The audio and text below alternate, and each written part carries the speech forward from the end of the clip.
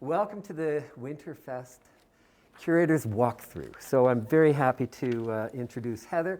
My name is Marcus Miller. I'm the Director Curator of the Mann Art Gallery. And I'm very happy to welcome you to this. Next year we hope to have throngs of people in here, but this year we're doing it differently. The gallery doors will be open today at 1 o'clock. The show runs until March 27th.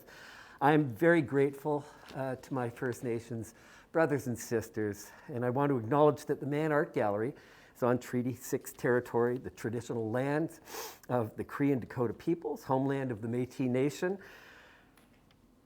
I found this bio on you that was really funny, Heather, and it was very nice actually, and it was from a site called Sask Artists. And it starts out by talking about you. It says, Heather Benning is a practicing farmer with a serious sculpting habit. Yeah. Is that true? It's no longer true. It's exactly. no longer true. I've retired from farming, or my father retired and then I retired. So.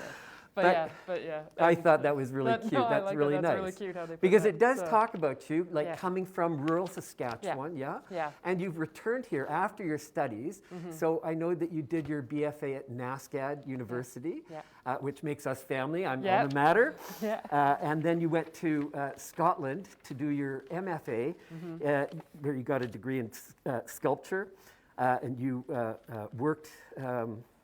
You worked in a mold maker and you were a technician for several Scottish sculptors there.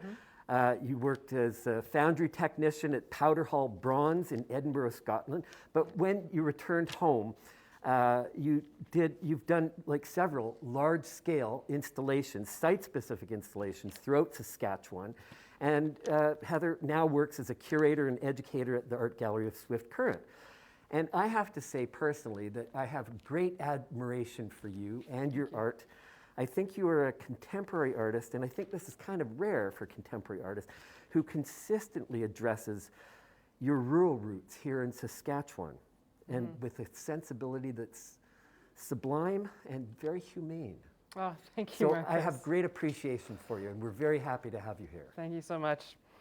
Wow, I really appreciate that. So take it away. All right, well, let's start the tour with, we're going to start with a winner here from this artist, Sheila Devine, won the Prince Albert Spinners and Weavers Weavers Guild Fiber Award. And it's called Blue on Point.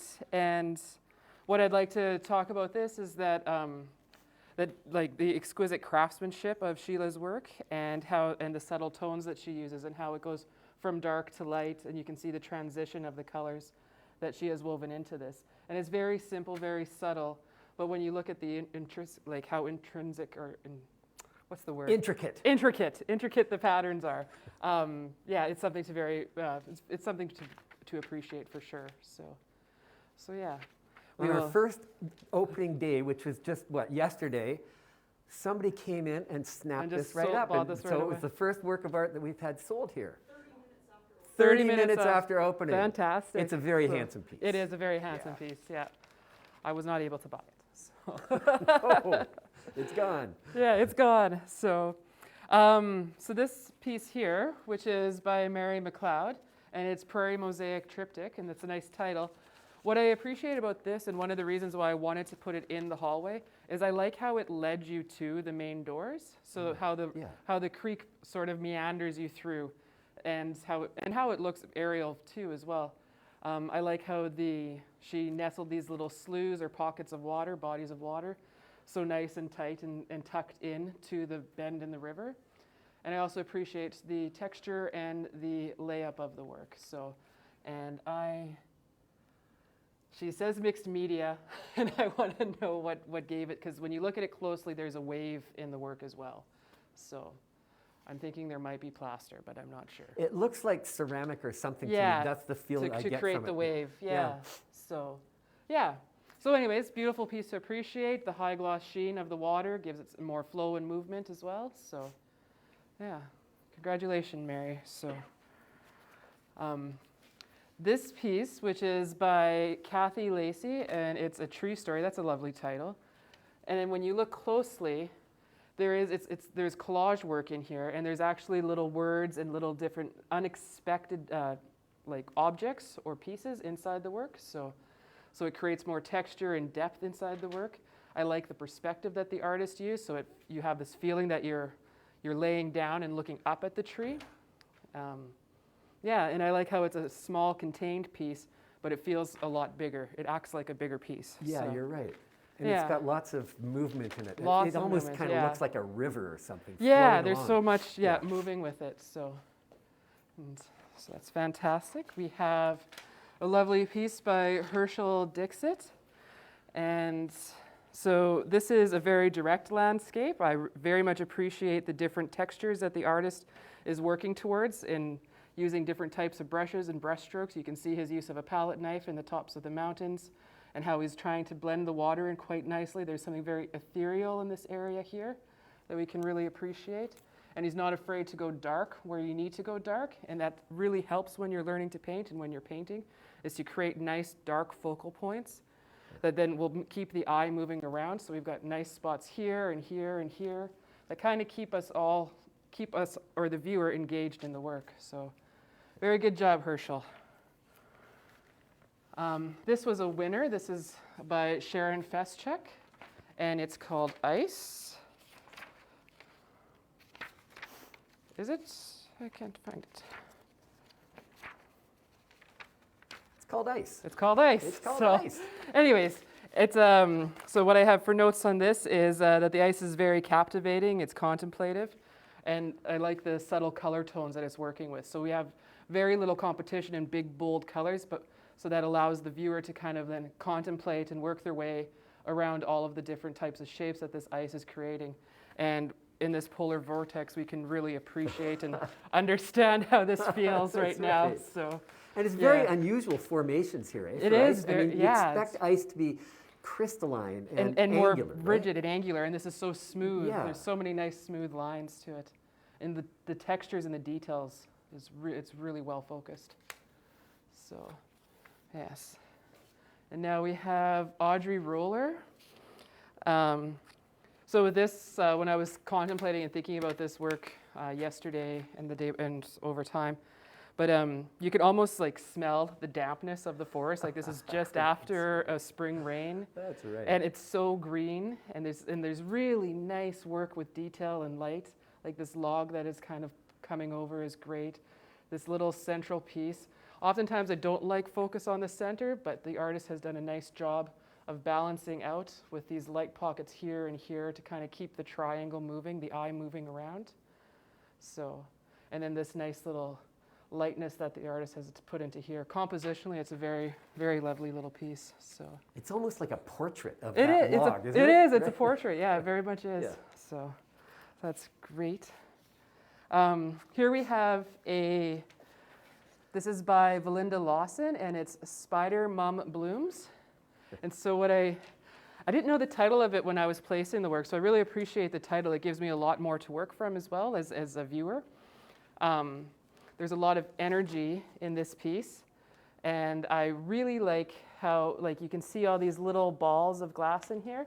So you have that sense, like when it says mum, you also have this idea of like birth and motherhood and Yeah. everything else Yeah. and the eggs.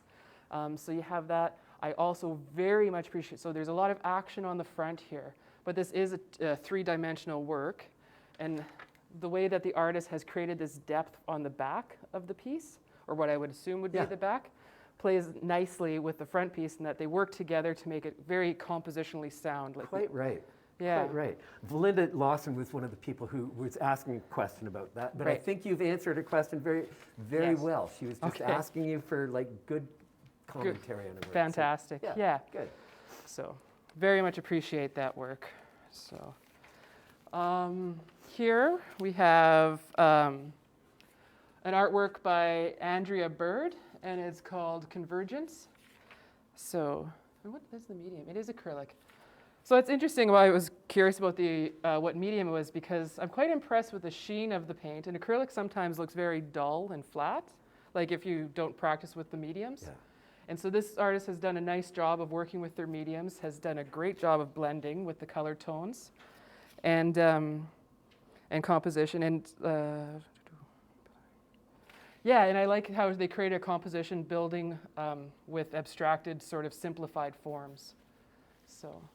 You know, I always, since I've been living with this piece. Right, over for the a couple weeks now. Yeah, for a couple of weeks now. I can't, you know, abstraction is something that my brain can't handle it. I always have to try to resolve it into something that's like recognizable. what is it? Yeah, right? what is it supposed and to so be? I see this painting as a Ferdinand Léger.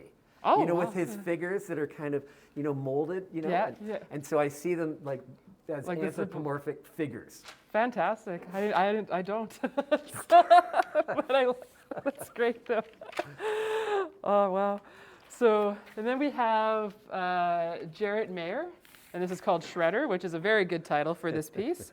And I just have to say that I really appreciate how he reinvents his materials to create a very well-proportioned, thought-out object. So, and yeah, it's fantastic. And I like how he used gears to as the prop or the stand. It's really strong. Yeah, I mean, it's really strong. This is tough. This is sculpture. tough stuff, yeah. So, and actually the guitar does lift off the stand, so it's, so it was very considerate work. So, we have now this piece here. This won the Dana Waring Popescu Memorial Award for Mixed Media, and it's by Mary Romanek.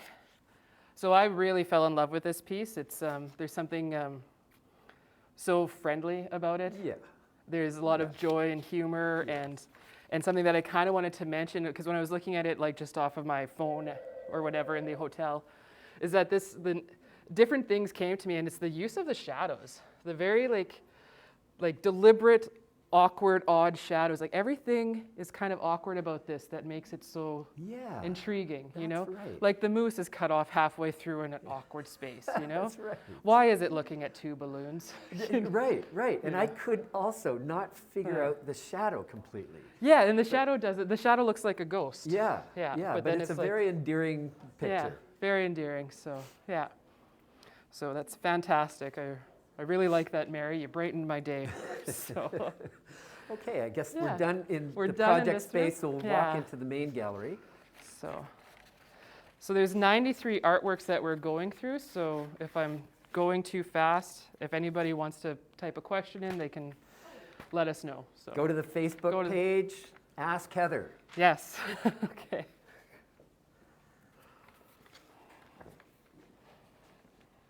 Oh, and this one. Oh, yes. Don't forget I'm not going to forget this one. So I know who this artist is, so I find it very cheeky.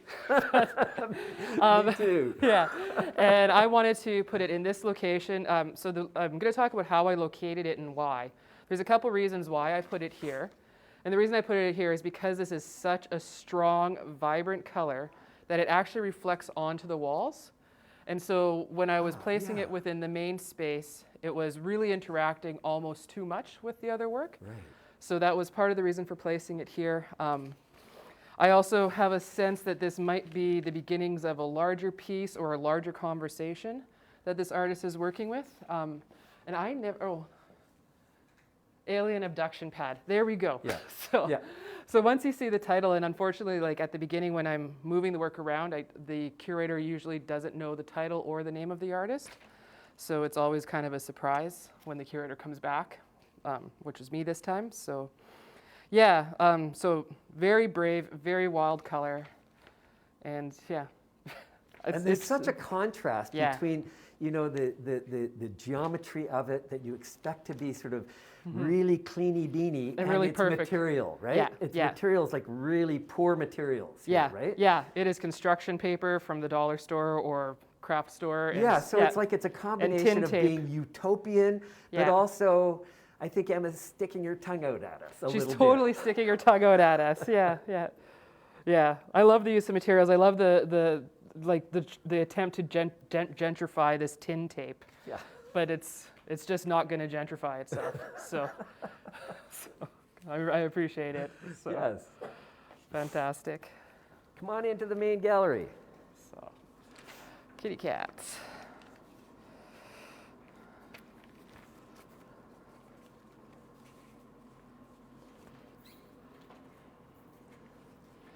So it'll be the cat. All right, so here we have number 12, and this is by Ellen McNeil. And Ellen, your cat haunted me the whole time I was trying to locate artwork. No matter where I put the cat was mocking me, so I thought I'm just gonna put it right in the front, right as the first piece you see when you come in. So, but then I want to talk about the work on the cat and the painting. Fantastic painting skills, excellent use of color tones. The details and the confidence in the lines, in the line work is really exceptional. Yeah. And yeah, you can see, like, it's very tactile. You can feel that cat. Yeah, so. you can. Yeah. Yeah, even just the pink in the ears shining through a little bit. It's very finely painted. Very finely painted, yeah. Yeah. So, and then this piece as well is also very finely painted. So I find it very kind of romantic, ethereal, dreamlike, and there's so much to look at and sort of get lost in. Yeah, and there's like some magic in this painting, like the way that the sun and the light is hitting these little strands of grass is really beautiful. Right. And then it keeps you wanting more because it extends up into the sides of the trees. So there's a beautiful sense of light coming on in here, a very ethereal sort of feel, and it's like you can hear the moose making the call. So yes, which is not a moose, it's an elk, and I apologize. So I should know these things. So yeah, and a beautiful title by Helen. It's called "Calling the Harem." So yeah. There we go. That's why it's so romantic. So, and there's also, there's no sense of the artist herself being here, right? No. Because actually, if you look at this painting, the artist would have to be laying down. Yeah. and these elk are not really recognizing her, yeah. right? I mean, perhaps this one is making contact, but there's no fear in there, like at all, right? No. So she's kind of invisible here. Yeah. Right? She's not part of this scene. Mm-hmm. Yeah. So it's almost like a dream piece. Yeah. Yeah. Fantastic. So this is a lovely photograph by Lorna Blakeney, and it's called "Through a Windshield Wetly." So, so I find it a little expressionistic, and also like I feel there is sort of a narrative in this work. I love the soft focus of the actual subject, which looks to be like a roadside hotel possibly, or motel. Yeah. It makes it's sort of dreamlike or like it's from a memory, like you're recalling it. So I think that's what I appreciate a lot about it, and how there's the strong focus or the sharp focus on the windshield and on the rain of the windshield, which then sort of obscures and blurs this sort of memory, I guess. So yeah, it's a beautiful piece. It's very subtle. Yeah, and I feel there's like a sense of waiting or something happening. Yeah, and you can really sort of feel this scene. It's in a way, it's a very banal scene, but it's very beautiful the way the colors have been all mushed about here, and I can feel myself sitting in the car and drifting around in my imagination. Yeah, exactly. Yeah. I mean, if you've ever driven across northern Ontario, this looks really familiar. Yeah. So, after day 5 of going across Canada, and it kind of reminded me of that. So, so this is by Erin Murphy, and it's Regrowth. So, and what's really quite interesting is the different play of materials. So up here, it's a little bit more matte in tone, and then the reflection of the water. This is all actually quite shiny, right? And so the artist has done a treatment to give it more of a sheen, to kind of give that water feel or that water reflection, which is quite unique. So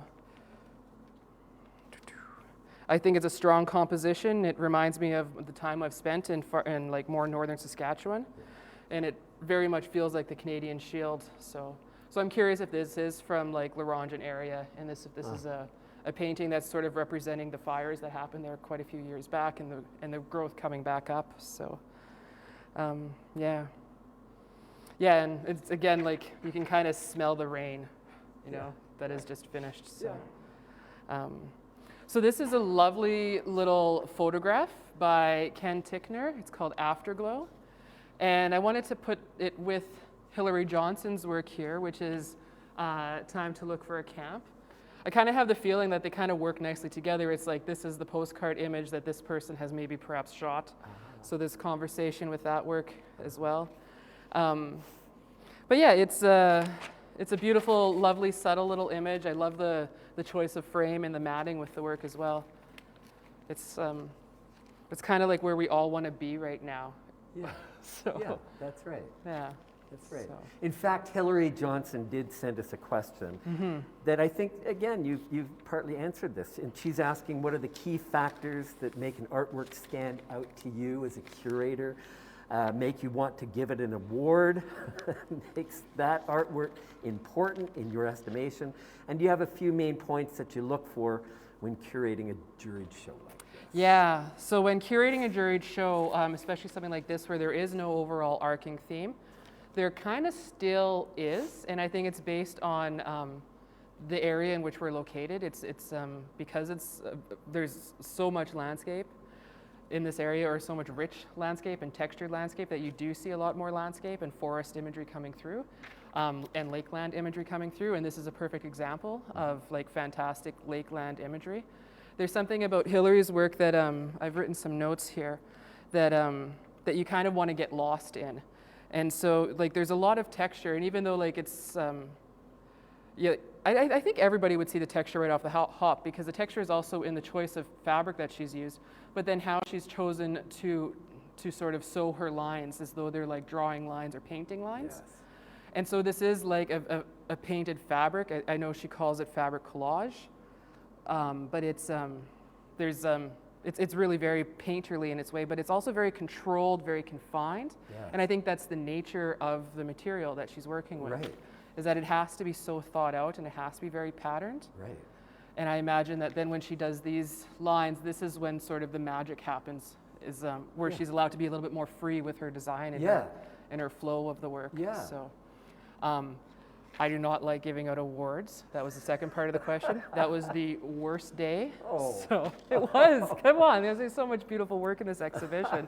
And yeah, so it was very hard because, you know, when you give an awards, that means other people didn't get awards, right? So that's what's difficult about it. But it's like so. the trauma of being an art teacher or something. I right? know, And yeah, giving out marks, grades. Like, yeah, what, like, yeah. what, I know. what were the But when marks? there's lazy students and you see them be lazy, then it's okay. Yeah, right. I know, everybody deserves a ribbon, so and it's a hard thing. So, anyways, fantastic work, Hillary. I really appreciate. I've had the opportunity to see her studio, and the work is amazing. The body of work is So Heather, it looks to me as if this is done on a sewing machine, right? And she'd run the fabric very improvisationally through the sewing machine, right? It feels to me like it's improvisationally, but yes, it is done with the sewing machine, and she has quite a nice setup for being able to move her fabrics through. And then she also has now incorporated this framing around the work as well. So so it sort of contains it even more. So it does give it that sort of contained picture feel. So Good. awesome. So, and then we have this by Judy Relitz, and it's River Street West. So I love the color tone in this. It feels like it's from a different time. Like it feels like it's 70s-esque for some reason. Yeah, right. And I think it's because because there's no modern vehicles, so the buildings are all 70s, right? Interesting. Like they're from that era. So Yes. but yeah, and so I don't know, and would this be early morning or early dusk? So I can sort of feel that sun, though, you know? Yeah. And it's just kind of glowing in this warm way. Yeah. But that's an interesting comment about it looking as if it's, from another time. Yeah, another time. Yeah. It's true. That's true. I long for that again. Yeah. I'm gonna stop complaining about the weather like a Canadian. So here we're gonna move on to this piece number 20. Oh, sorry. Before we move to number 20, we walked past a lovely work by Chris Dansero, and this won I have to check which one, but the Frank Sudel Memorial Award. So That's for the wood turning. And this is for wood turning, yeah. It's just beautiful. It's absolutely, yeah. So it's beautifully turned. I appreciate the mix of materials, which is the iron here, which I had an opportunity to speak with Chris last night, and this is from a pitchfork. that he had manipulated and worked with. Interesting. Yeah, so very interesting. So it's all from recycled materials. He said even like the wood piece is repurposed wood that he had found. Chris has a fantastic shop, and he's been I'm not sure how many years he's been wood turning for, but he's really honing in his skills. And if you can notice, like, I had the opportunity of handling this work. I suggest nobody else handles it. That's right. Like, No handling. No handling. I could because I had to move it, but it's very delicately balanced on the tines of this fork, and so there's a lot of play with balance, and so there's So and it needs a stand also, doesn't it? Because you can't see it from that angle, but if you get around the back, I mean, it's like a little acorn, and it's just got a little point on the back, so this thing cannot stand on its own, really, no, right? absolutely not. It needs the stand. Yeah, it needs the stand. So yeah, I think wood turners like to show their tricks. And very tricky. Yeah, they're very tricky guys. So fantastic, Chris. So now we have another wood turning piece, and this is by Rod Peterson, who I believe just had a show at the Hicks Gallery. He did. Yeah, and that was a whole collection of his work from start to finish. He's fantastic. Yeah, very fantastic, absolutely. And so what I kind of want to talk to is like how delicate and light this work is, and how refined it is, and how like all of these little carve outs, like how he, like the patience that he must have and dedication, because I mean, how many opportunities was there for things to split in here? When I look at this, that's exactly what I think. Yeah. How delicate it is, how fragile it is. Exactly. And I love the little motifs of the trees coming up, and yeah, very nice. And so this kind of reminds me of the leaves or the light shining through the trees. So with all these little holes in here. So yeah. Beautiful work.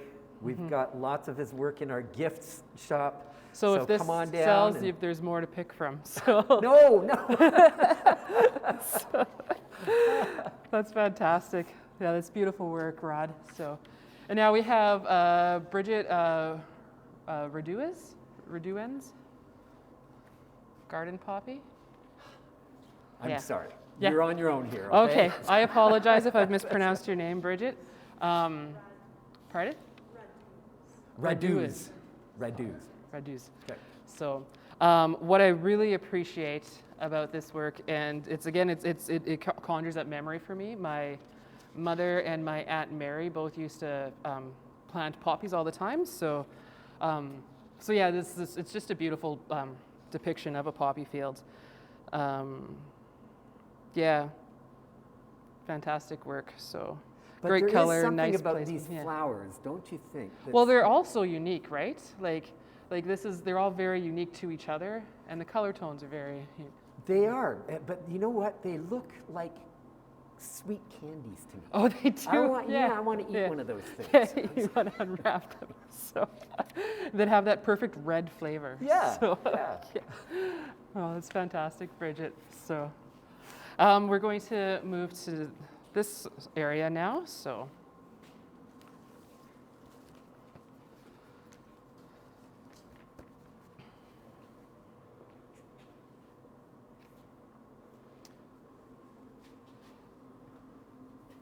So Uyang Kim? Uyang Kim.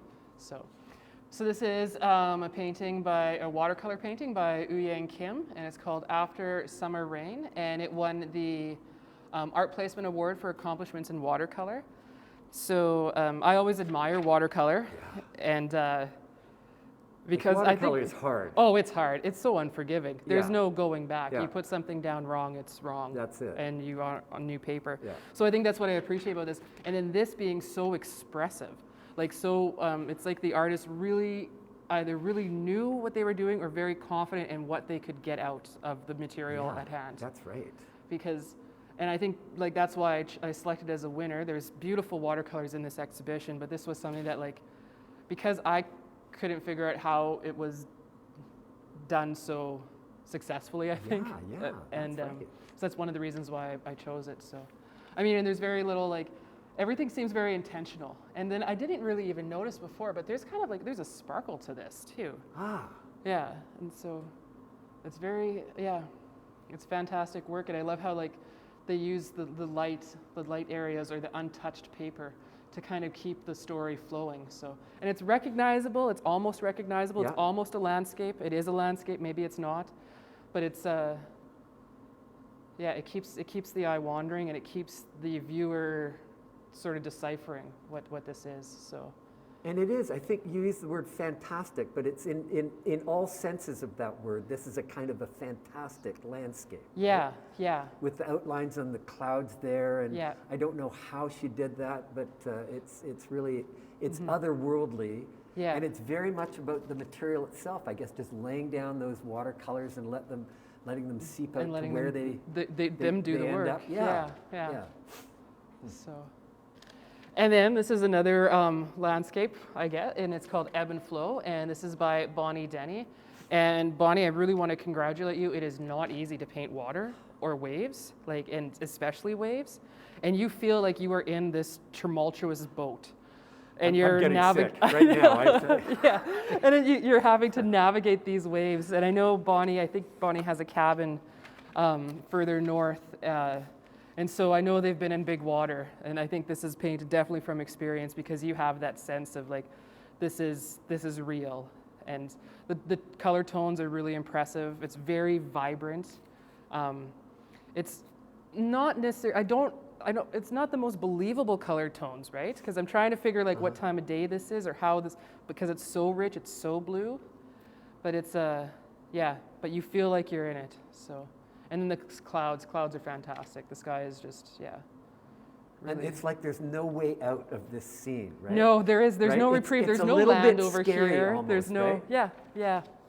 yeah. She hasn't given us an opportunity to escape. It's No, like, there's no, no you were escape. in it. Yeah. Like, yeah. But yet, it's scary. But then these soft pastel The sky is tones. completely Yeah. different, isn't it? Yeah, It's a beautiful sky, and this Yeah. really, really contrasts with Yeah, the, with the calmness of the sky. It's like Yeah. the storm is ending. So, Yeah. but we're still stuck in the water. So, Yes. thank you, Bonnie, for scaring us. So, okay, so now we have a work by Kaylee Blackburn, and it's called Find Your Truth. And she also sent us in a question, okay, and her question is, what do you have to say about my art? well, I was going to say something. So I very appreciate the directness of this work. I feel it is more of a conceptual project, and that we won't truly know aesthetically what it will be until Yeah. at the end of the exhibition. right. But I want to point out, I really appreciate how the artist has cut the body out and has frayed the edges, and so it's sort of like this to try and it's very nicely put together, but also it creates sort of a fluidness with it. I also appreciate that people have already started writing, and the Yeah. exhibition has only been open for a day. That's right. So, That's right. yeah, so people are interested in communicating with you and telling you their story. So this is fantastic. So. So come on in and add to this work. Yes, and then let the staff know so they can spray the markers down. That's right. So this is Kendall Kerr, and it's April Catch Basin. And I wrote down Ice Ice Baby because it was fairly late at night when I read it. Yeah. But we have a lot of ice themes this year, which is interesting, and I was quite That impressed. is Yeah. interesting. Yeah, and the photography, there's, I think, for sure 3 photos that work with ice. Yeah. So this is another one, and this is almost the exact opposite of the one that we saw outside. Right. Because it's very simplified in color tones. You almost have a sense it's a black and white, but you see some blue and some green tones in it. But it's all angular and sharp and crisp as well. I kind of imagine it being very large, and how if it was large, you can really get lost inside the little Yeah. intricate areas in here. Right. So, Right. yeah. And the crystals look so fragile. I can They do. imagine walking over something like that And you're a and little hearing the crunch. And, yeah, it's beautiful. So now we have Sue Zimmer, Sunset Commute on Buck Road. I really appreciate the sketch sort of drawing of the trees and how it's different mark making. In fact, it's quite a bit of scratching that is going on here. And then I think this might be alcohol inks that are being used on the top to sort of represent the I guess this is the horizon line here and then sort of the darkness in the back. So yeah. And interesting colors, you know, it is like very much like we get that pink hue when we're going home, right? Yeah. So, like especially in the winter time when the sun sets quite a bit earlier. So yeah. Yeah, and it is acrylic and alcohol ink. So. And alcohol inks, you're exactly right. Yeah. But I have to say, I mean, the background does continually throw me off a little bit, and it's hard for me to situate myself there. Yeah, And like I was- where is the human? Well, yeah, and I was actually, because the top bit has this darkness to it, I was actually reading it like the other side of a bank, but then that doesn't make sense in Oh, the yeah. perspective here. Yeah, And yeah. I'm sure you're right, it's probably the horizon, you're right. Yeah. But it keeps on throwing me back and And forth forward. that Yeah, way it as kind I of look at it's it. sort of because this comes forward quite a bit, doesn't Yeah. it? At the back. Yeah. Yeah. Interesting. So now we have Jerome Mrazek. So, and this is called Female Figure Seated with Knees. So compositionally, I quite appreciate this composition. I like how it's off center a little bit. I like how to balance the weight that's happening here. Yeah. He's introduced new color, which is this yellow tone, to sort of like imply a chair or a seating Yeah. situation. So that's very interesting. He's also not giving us too much. He's very direct. He's giving us just enough to make out what the figure is. Yeah. I got a feeling she's wearing glasses, but Yeah. anyways, and just like the subtlety or the simplicity of the hands, it's just like 1, 2, 3, 4, 4 lines. Yeah. And there's a hand. And though it's so little that's being given to us, it's enough for us to recognize exactly what That's it is. right. So That's right. this is a really fine sort of gestural Yeah. painting, Yeah. so watercolor. Yeah. And I mean, you can see some of his pencil marks too, and once he started overworking, I think then he dropped his pencil, and that was good. It feels very much to me as if this is painted in a live situation Definitely, with a model, right? yeah, this definitely appears to be painted with a live model situation. Yeah. So, fantastic. So, this was the winner for the Art Placement Award, Accomplishment in Acrylic, and it's The Lost Spirit of Peace by Joanne Bolin. And so this is, I felt this kind of haunted me like throughout a good amount of time while I was arranging the work. And so this is one of the reasons why I chose it as a winner. I find it to be quite a little gem. There's a fantastic use of light that makes it quite dramatic. And there's so little evidence of where the light source is coming from, but we have an idea that it's obviously from this little glint in the window here with the curtains. It's the texture that is put into the work too along the walls. You can smell the dampness, the mold that's probably in this room, the debris. Like I know I've been in enough abandoned places that I know the smell of this place. So, and I want to open the drawers. Like there's more that I want to investigate. Yes. You know. So, I wrote that it's that the composition is, that because the composition is fantastic, I want to investigate it. There's a Dutch master-esque There really light is. in it. It's very Vermeer, That's you right. know? That's like quite right. And so that's one of the reasons I selected it. It was just, for a small painting, it packs a punch. No, because I was And- also going to say something like, it feels like it's sort of 19th or 18th century, except for you do see So the TV yeah. and this modern bit of furniture here. yeah. But those are the Yeah. only two things, right? Yeah, and everything else, if this was, But I appreciate, I don't want that removed. That's what kind of, Oh, yeah. that's what pulls it into the contemporary. Yep. So, yeah. All right. So yes, thank you, Joanne. I appreciate that work. So here we have Tia Furstenberg, right? Yes. Fantastic. So again, striking work with very dramatic lighting. And I mean, she's fully given us where the light's coming from. Yeah. It's in the brush stroke, it's Quite right. everywhere. So this is an oil painting, so I like how it's like she's kind of simplified the forms with everything. Like she simplified the straight lines coming down. She's simplified the back of the couch or whatever this is that the young man is resting on. His bunny hug has been simplified. It's like it's all been cut out. It's very unique how it's been put together. I also want to say it's like catching your little brother in a nap. you know, and your little brother never stops moving, and then you have this moment, this snapshot of him not moving, right? That's so And so that's how I kind of feel with this, and I'm not. I'm not sure that may actually be her Are you little serious? brother. I think it might be. Okay, well, that's awesome if it is. So, so that's kind of how I see that piece. And the brush strokes are so deliberate. So deliberate, right? yeah. I mean, like even like the brush stroke. So this is going this way, and then the curve around his chin. So she's using the brush stroke, not just the color tones and the patterning of the color, but the brush stroke to create the shape of the face. Yeah. And the shape of the neck. So, yeah.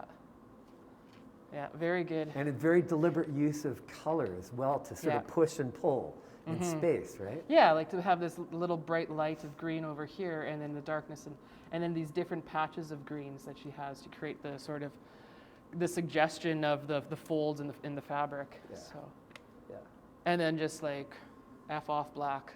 So That's right. very brave. So Yeah. And it didn't muddy it, which is like the concern always. Right. Yeah, so fantastic, Tia. So number 30. Okay, so here we have by Ethan Waldner, and it's called the Mona Lisa, and oil pastel on paper, and so it's a lovely little study. And I wanted to say it's kind of like a little gem of the work. I like how it's done with like it's sort of a simplified drawing, or I guess pastels are drawing, so simplified drawing of the Mona Lisa, and then it's treated with really like lovely care with the framing of it, and put in kind of almost a shadow box, and it's really good, great tone of colors. It's a nice, interesting little piece.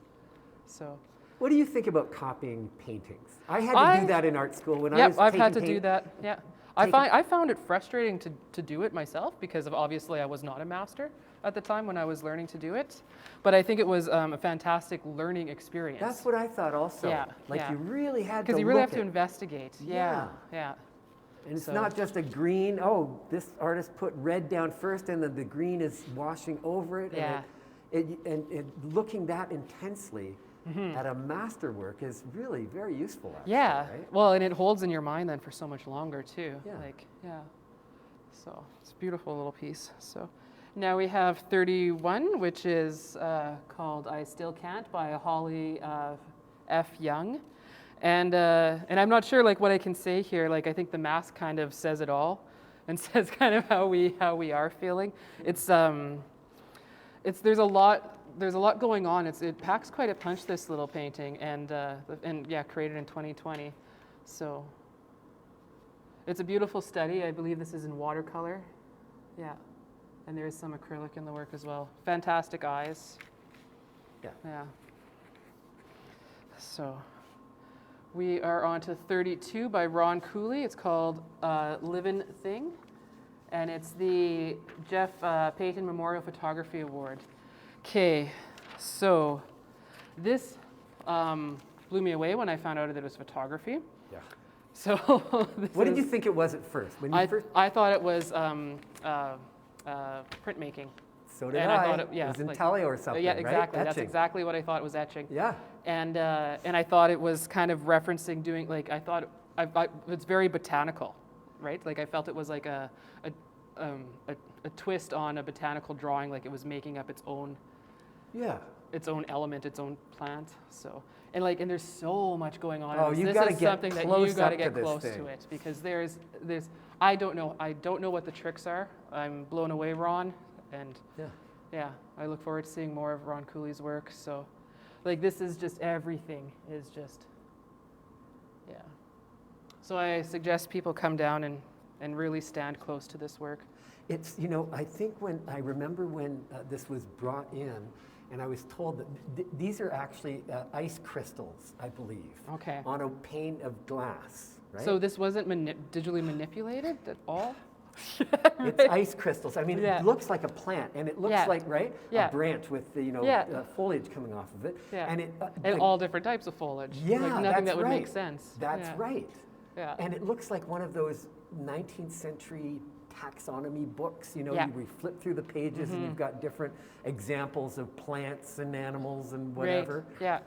Yeah, and there's little spots in here which you can get really lost in, but like this little motif here, where it looks like a little jack pine forest, Exactly. right? Exactly. But then it's repeated up here in a different way, Yeah. and here. But so there's these repetitive motifs that obviously the glass or the ice crystals are doing, but then it's really impressive. So, yeah, beautiful work. So.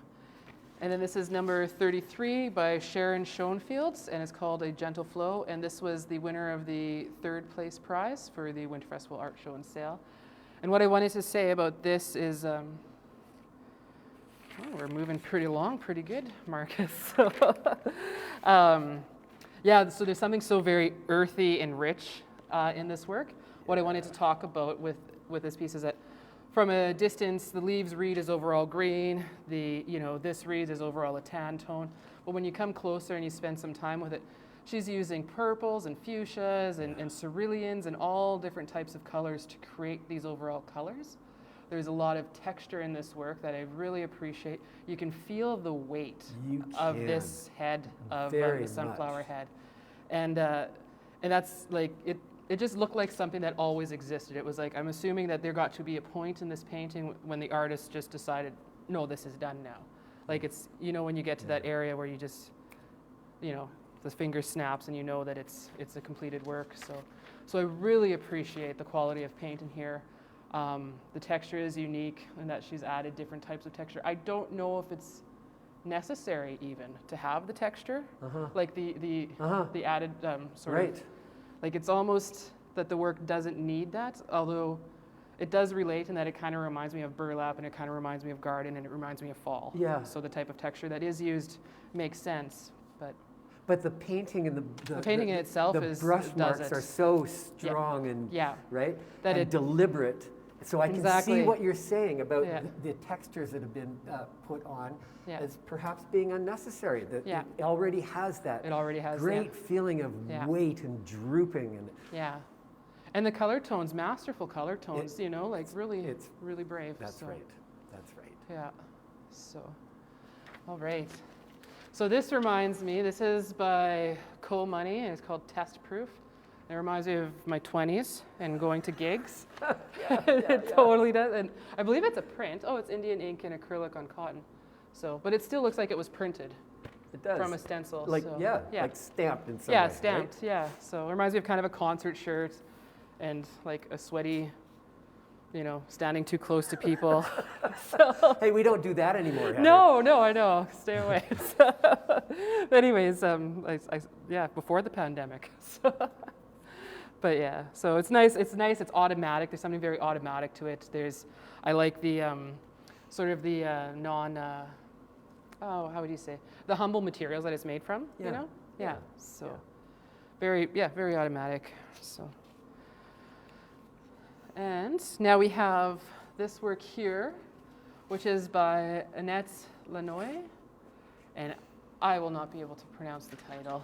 So I'm going to. Lanois? And the title, though? No, don't be. Okay. It translates as welcome. It translates as welcome, so apologies. So this kind of reminds me, like this could be an album cover. There's something so graphic about this. Yeah. And I mean, it's also like it is that perfect square of a record, too. Yeah. But what I want to kind of talk about is I love how the treatment of the turtle is very nicely detailed, and then the very fine lines of the roots of the tree coming down into it and kind of encapsulating and holding the turtle. And the turtle's kind of looking at us sort of all-knowing, like the turtle knows what we're up to. And he's not quite judging, he's kind of complacent.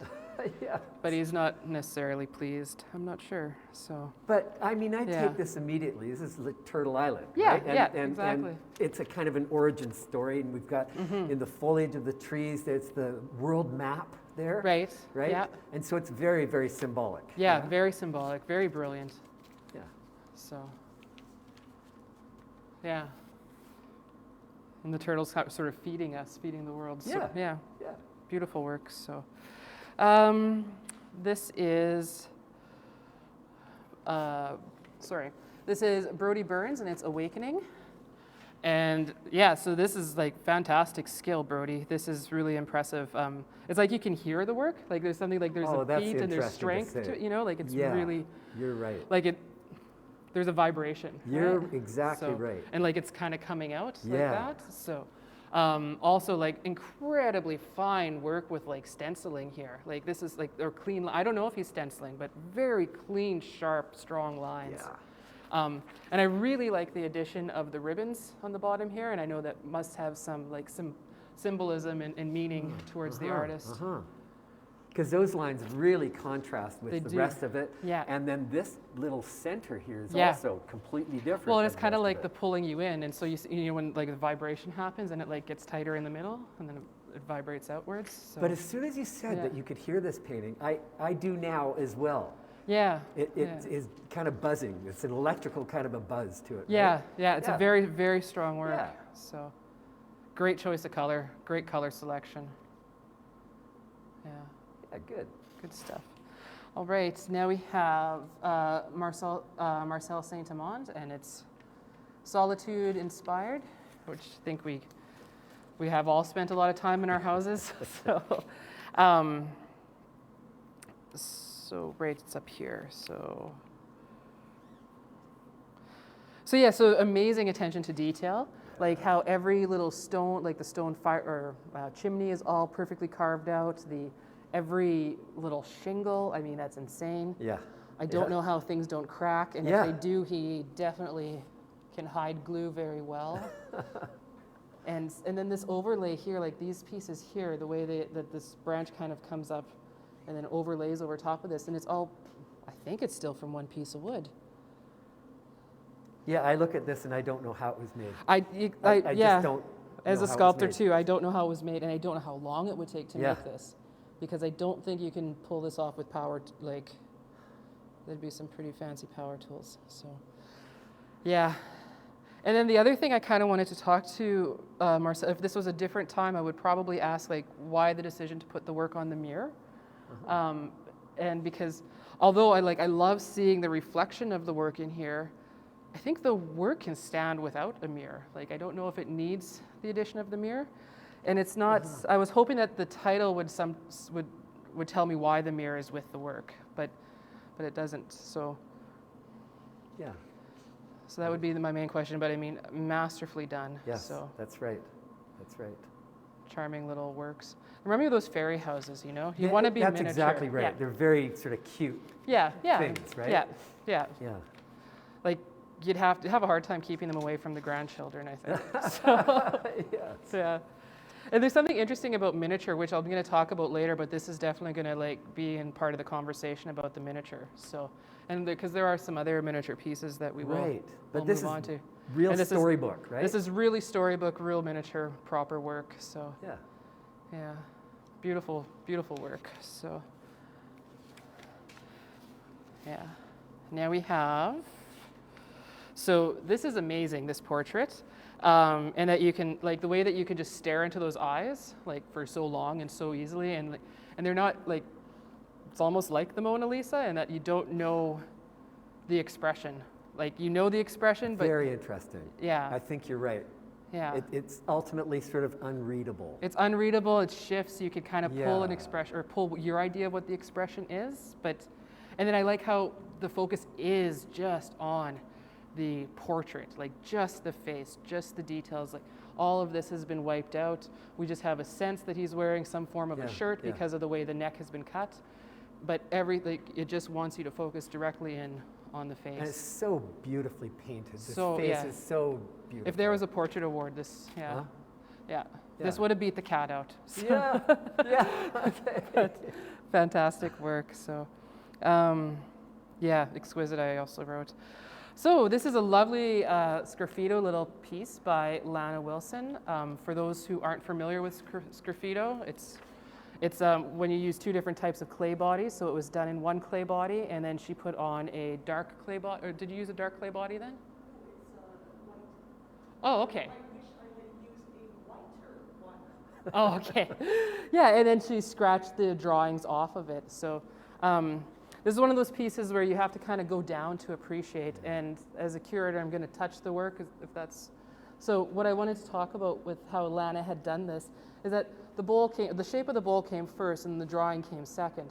But I like how she replicated the shape of the bowl in the drawing. So you can kind of see how the tree branches out like that. So it's, short on the bottom and then comes out like this. And so she mimics itself. So it makes it kind of an all over well compositioned piece. So, and same with how the branches were done in here. It's very much the shape of the branches coming out like that mimics the shape of the bowl. So I very much appreciate how thoughtful that was put together. Yes. So, pardon? Oh, should we take a little 5-minute break to have some tea? All right. Okay. We'll see you in 5. See you in 5.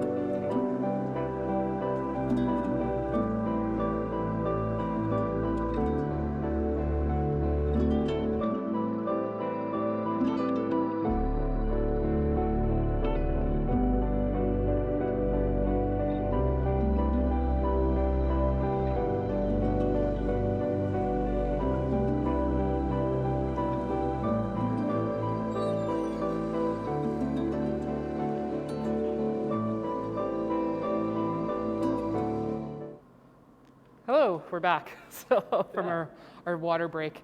So this is a winner, this piece here, and it is by Patty Cannon Levesque, and it's called Winter Dreams of Summer Dreams of Winter. And the title will very much make sense when you come visit the art gallery and see both sides of the piece, because it's a dual-sided work. What I wanted to talk about Patty's piece is what I really appreciate is that she's working with such static materials, so like material that does not bend or break or move. and how she created so much flow and movement in the work. And and she achieved this accomplishment by really studying the wood and mimicking the wood grains. That's right. And then putting in this very fine mosaic tile work that she manipulated to be what she wanted it to be and to have the movement that she wanted, and adding these like simple circles throughout the work as well that don't necessarily have a placement but become so necessary in the work, I believe. So It's very beautifully crafted. very beautifully crafted, yet very well thought out. And how like something that can be so patterned can still have the feel of movement in it. So yeah. Yeah. So that's kind of what I wanted to celebrate with this work. So But I always have to watch myself walking through the gallery here that I don't whack your head. Yeah. Yeah. So I know. Be careful, Marcus. Yeah. So, yeah, and then so we hung it so that you could see both sides. That's part of the reason for the placement of the work too. So yeah, and then you can see a forest behind it. So, Right. yeah. So great work, Patty. Yeah. And this piece had a question too, and it's by Denise let me read you Flaman. the question. Sure. This is from Lorraine Beardsworth. She says, Denise Flaman. Oh, Denise Flaman, excuse me. Oh, where's her question here? Help me. Oh, there was a new one. There was a new one? Must have been a new question. Oh, I'm sorry. Okay. Yeah, Okay, so the title of the piece is Tell Me Your Playlist. It says, Hi, Heather. Welcome to Prince Albert. I'm wondering if you could give me a bit of feedback on the piece I've entered into the festival. Thank you. Perfect. Okay, so Denise, so what I had written on this right now is that I wanted to talk about how compositionally sound this work is, even though it all appears to be off balance and awkward. Yeah. But there's something that keeps you looking. There's an awkwardness to it, but it's an appreciated awkwardness. And then like how this like it's falling off the table. It's abstracted enough, but it's reminiscent enough of vessels. Yes. Or that's what I'm seeing as vessels Yes. on a table. But it's all like kind of sliding down. It's all a little bit like should not happen, should not exist. But the color tones, the materiality kind of holds it and keeps it all together. Very handsome Yeah. color palette here. Very handsome color palette. Like this would look good anywhere. Yeah. Yeah. And then the smoothness of this back. It's This is a piece I think that you also have to get up close to. You do, yeah. Because the surface is very important here. It's Yeah. really been worked in very intentional kind of surface here. Yeah, exactly. Yeah, very much. Yeah, thanks, Marcus. Yeah, and I mean, that the board is showing through, Yeah. but then the tones of the boards are so like, how does that happen? Yeah, So- it's terrific. And the shapes Yeah. themselves also, because they remind me of like Matisse's paper cuts. Right. Yeah. Totally. Right? Yeah. Totally reminds me of the paper cut, but it's the exact opposite. Of Yeah. Not, yeah. Yeah. So. Very handsome work. Very handsome. Yeah. And so we're on to Patricia Katz, number 42, and it's. I'm going to show my rural upbringing here by mispronouncing everything. So, Ma Saint Eton Lantern. And so what I have written for this piece is that it's a lovely little watercolor. I really appreciate the use of the ink lines or the strong black lines to sort of create to create more of a push and pull in the work and refine the work and give it a little bit more detail. And when you look closely, there are actual like pen lines in the work as well. So there's sort of an illustrativeness to this work as well. Yeah. Great. So, and now we're on to Jordan Bird, and it's called Love Catalyst. So, so this has like great energy. It's a nice selection of colors, and I can sort of feel the spinning. It's like the gravitron, Yes, you know? Yes. So, yeah, very, very funny, like very interesting. So, and I'm not sure how it was achieved. I'm assuming there was a mechanism that spun it and that you put the paint. That's what I think. Yeah. So yeah, nice choice of colors. So, and now we have Nicole Charlebros Renat again. So. Charlebois Thank you. Renas. Thank Nicole you. Charlebois Renas. You've lived in the East. Anyways, it's pandemic. It's called Pandemic and Carrying the Load. So I have written. So I didn't know the title of this, and when I was looking at this image and kind of making notes of the work, I just said, I feel 2020. in this work. Yeah, So, yeah. and it very much is. It's I appreciate the mixture of drawing materials that the artist has worked with, and I like how it's such a heavy subject but done in such a quiet touch.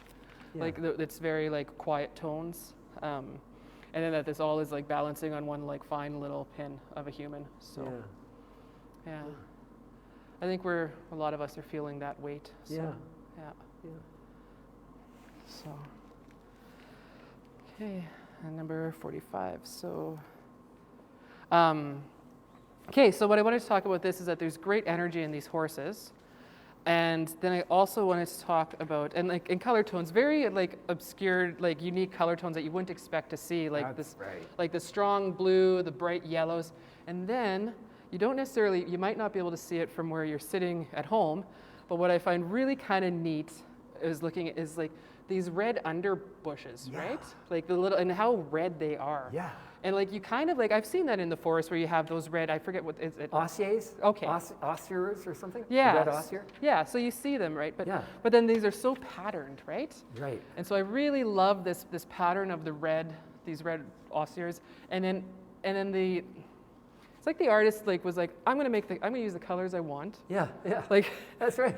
and they did a fantastic job. I love the trees back here. Yes. And I like how it's so patterned, and it almost makes it flat, but then there's obvious depth with the darkness You're that goes right. through it. You're right. So And even the colors and how flatly they're painted. yeah, how flatly they're painted, like they're not putting. It messes the scale up, and it's kind of messing with you. It is, yeah, right? yeah. And then the little touches of blue in between, Yeah. which you just, yeah. So fantastic background. And then the horses have such great energy coming in together. So, and also like, I love how the artist is treated. Like here, the artist is putting texture in the ground. So it's almost like 3 different painting styles That's right. put together in one large painting. So, That's right. yeah. At least 3. At least 3, yeah, yeah. Anyways, it's a great piece to like come and look at. So, yeah. Yeah.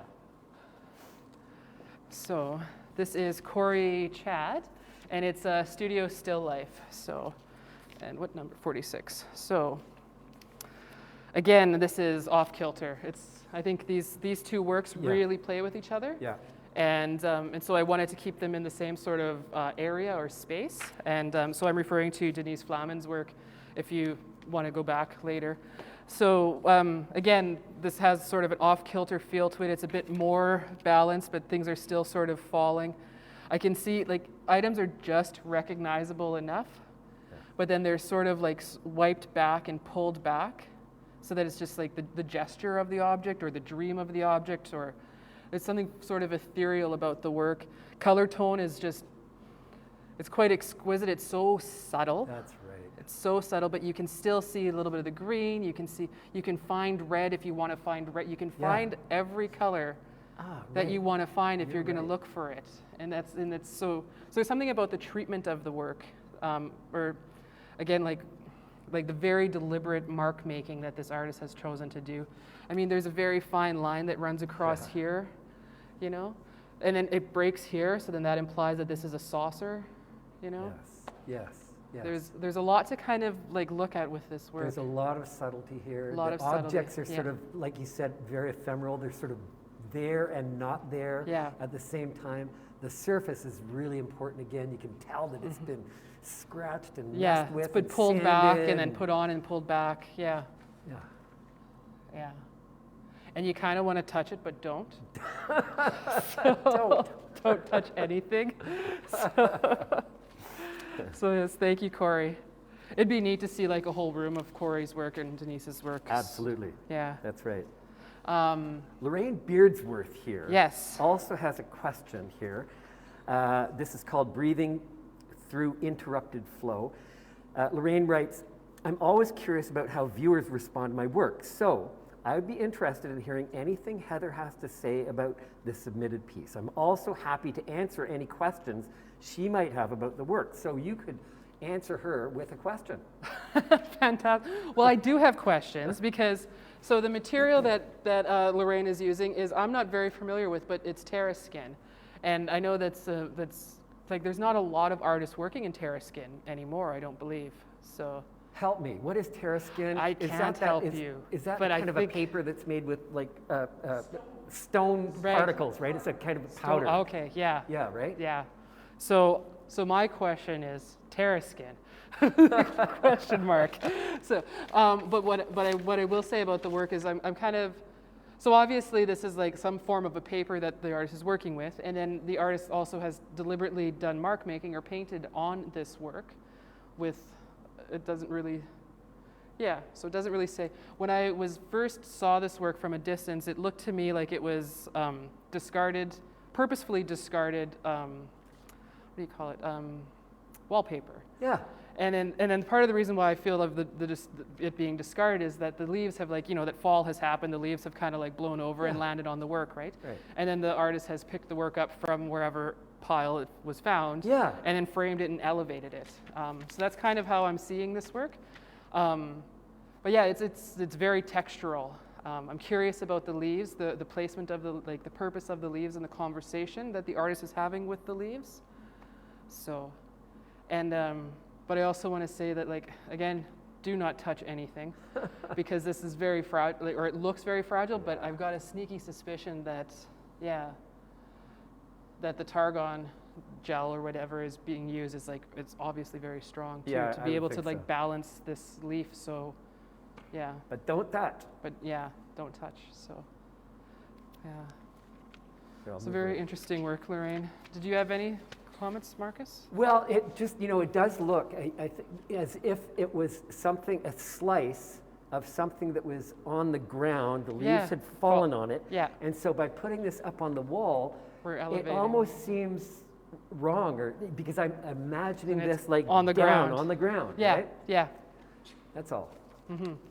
So this is by Leslie Stadnichuk, and it's called Branching Out. And this is just a super lovely little study of chickadees. Yeah. It's just, Yeah. it's like you can see it on a card. That's right. It's a beautiful study. It's well painted. It's got a nice, I like the border that the artist chose to give it. I think it's painted on wood, which is like, gives it a little bit of, you can see the wood grain through, which is quite nice.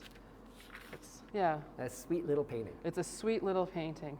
And then that moves us to the owl, which is by Annette Henbid, and it's Ghost Great Owl. And that's interesting that that's the title, because I kind of said it's kind of ghostly, but Yeah. anyways, beautiful, well rendered. It's wood burning, I believe. So yeah, pyrography on pine, Yeah. which I don't think is any small feat either, because there's no mistakes that you can make. That's right. You have to be confident with your drawing skills, and Yeah. obviously this artist is quite confident. This is a very perfect, detailed rendition of an owl. Like if you come to the art gallery here and take a close look at this piece, you will see the pattern in the feathers. Like Yeah. everything is The just, texture is pretty the texture amazing. is pretty phenomenal. Yeah. So it's like, again, another small piece that you can really get lost in. Yeah. So now we have, June Jacobs, Complex Cloth. I thought this was a different artist at first. But anyways, this is a beautiful work by June Jacobs. She's a fabric artist from Meacham, Saskatchewan, has been working for quite a few years. Yeah. And in all sorts of versions of fabric arts, so, and textiles. What I wanted to talk about, June, is that not only is she, I'm assuming she's dyeing from, like doing dyes from natural objects, which it doesn't say, but it kind of looks like that. It looks like these are leaves and things like that that she's using. But what I really appreciate is her little attention to detail, where she's suggesting to us that it is leaves by embroidering these little leaf patterns throughout the piece. And so she's she's being quite generous with us artists.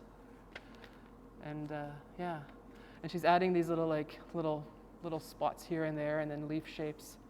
So yeah, beautiful hand-dyed work. A beautiful piece of fabric. Beautiful hand, yeah. It really is. And the stitching. And do you think this is hand woven too?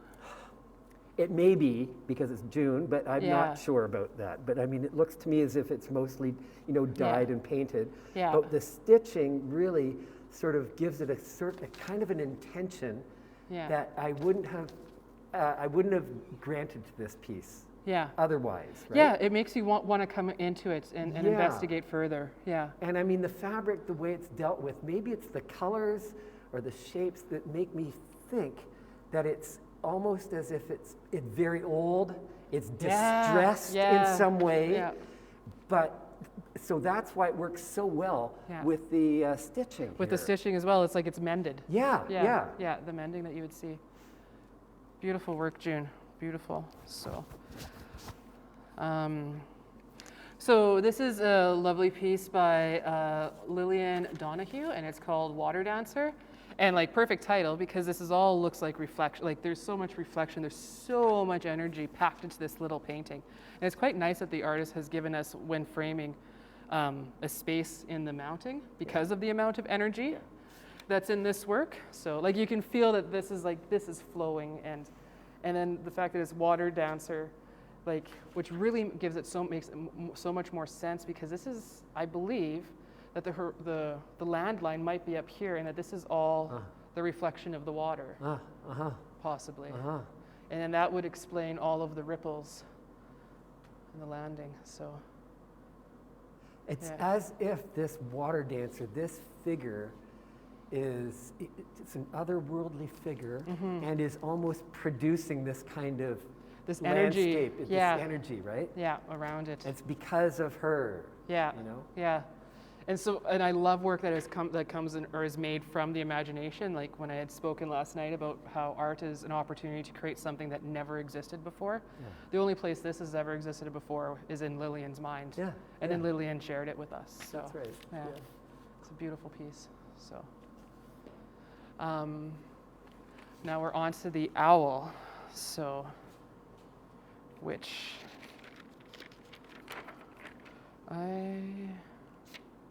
Okay, so this is by Dawn Schoenfeld, and it's called The Hunter. And this is truly something that you want to spend some time with to look at. It's big, it's bold, it's like it demands a lot of attention, and it's partly because it's shiny, right? Yeah. But it's also but there's so much texture in this work. And so there's like, this is all made with spoons, this is with knives, this is like a giant gear and another gear, and the weight on this thing, like no one's stealing this, Marcus. But I mean, I love how it's like a combination of different bearings and like mechanical objects, and then household. Yeah. So it's a really unique. I didn't see the knives, the forks, the spoons at first. Which is great, because then that means that it's transformed, that he's taken it outside of its like simple recycled materials. But they're just so like, it's so well done. Yeah. It's very illusionistic, which is why I didn't see those individual parts before, and then I love it once I recognize this as cutlery. Right. And what you have to look at too, which is really impressive, is like, if you want to like, I come from a sculpting background, so I spend a lot of time like figuring out how was it done. And I mean, he's a master of hiding some welds. Oh, like, all of these forks, all of these spoons, where's the weld here? Right, right. And it's the way he's layered it on, but it's beautifully made. Beautifully made, fantastic. So, yeah. And he's great all the way around. So, and you'll notice it, but I wanted to have a conversation. There's 2 birds in this exhibition. Well, there's lots of birds. Right. And we've got some over here, but then there's 2 sculptural birds. So I have kind of a conversation with the 2 birds, which we're going to get to towards the end of the talk. Yeah. So, yeah. But, yeah. Amazing. So, so now we have Nagar's work here, and it's Nagar Tajgarten. Yes, Nagar Tajgarten. And is there enough space for everyone? And this is made out of paper, and so these are little paper sculptures that Nagar has created. And I've had the opportunity to do a studio visit with her, and she's really an artist. Like, she's one to watch for sure. Yes. Because she makes all sorts of different little sculptural items of very sort of fine, fragile materials. There's a etherealness and like what's the word? Like fleeting, like the materials aren't there to last. Right. Of her work. Right. And so there's quite a lot of magic in that sort of that sort of type of work, the fragility of it, I guess. Yes. So, again, a beautiful composition. This is kind of where I want to talk about the miniature, which will then also work in with George Glenn's work here below. But there's something about miniature, and Nagar does a lot of work in miniature. George Glenn, I think, works with it on occasion. He also has been known to make quite large work as well.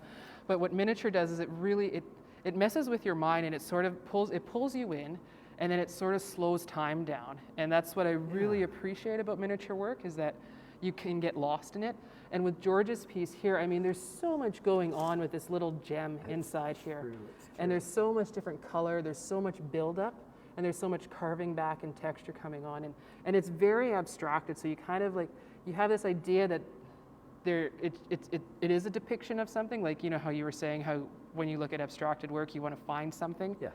And like that, I think that's pretty natural. And here it's the same thing. You're trying to figure out, is that a little bird? Like, what's happening? Yes. Like, you know, so again, and it slows your time down. It's really great. Both these pieces are great pieces to just spend time to contemplate with. So that also explains your curatorial decision to put them juxtapose together. these things, Yeah, right? yeah. It makes perfect sense to me. And there's a little bit of architectural work in both of them, in that There they're is. both, so. There is. Yeah, they're both like wall sculptures, I guess, so, yeah. Okay, I'll go along with that. Yeah. Wall sculptures. Yeah. Painted sculpture for Yep. him, but yeah, so. And now this is an interactive art, so it's wonderful to know that people are allowed to like lift the kaleidoscope up and view from it. And this is an artwork by Leah Jolson, and it's called The Milkmaid. Oh, nice. So from my understanding, Leah makes these pieces out of recycled brass pieces that then she refines and puts together. Okay. Yeah, so it's quite an interesting process. And then I have to find my number. She told us last night that she wanted a little label here. Oh, good. Saying that it was interactive, and Good. please pick this thing up and use it. Yeah. Because when I saw it when it first came in, I was frustrated Yeah. because I knew. That it was a kaleidoscope and you couldn't and I was use it. still trying to look under it, Yeah. and I wanted to touch this thing. Yeah, yeah. So that's good to know. So you can use it and just let the gallery staff know if you have, and then they can Exactly. come and, give it Sterilize a it. wipe. Yeah, and sterilize it. So, so it's fantastic. And I did write that it has to be handled to fully appreciate it, because I believe that she had work last year as well in the Winter Festival, and it was handled. So. But anyways, however, I wanted to kind of talk about the shape and sort of the stateliness of the stand. It's very sort of regal, you know? Yeah. And she's giving it a lot of, like a kaleidoscope is something that, like, you know, usually made out of plastic, it's for kids, and it's like very, you know, like use these automatic Yes.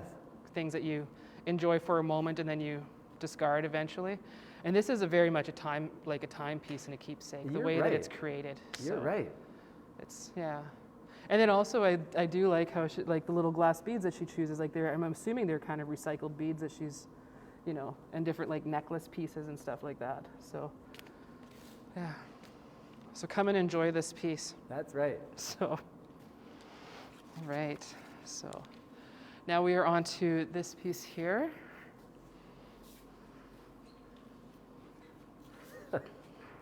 Yeah. 2020.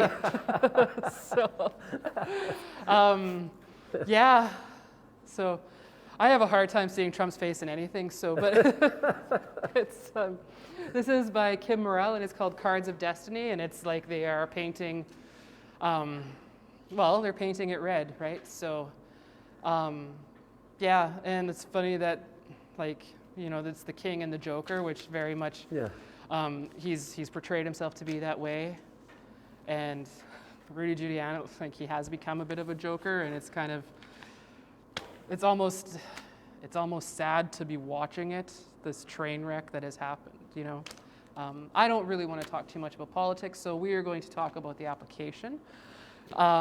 So what I do appreciate is the use of texture in this artwork. This artist is very bold and is not afraid of anything. This is interesting that this is acrylic because it is so glossy. So I'm assuming that he must have made the color tone and then used loads of gel to get that, that rich, thick glossiness, which you can see also in here as well. And you can tell this is the gel tone as well, or the gel usage, because of the transparency that's coming behind the trees.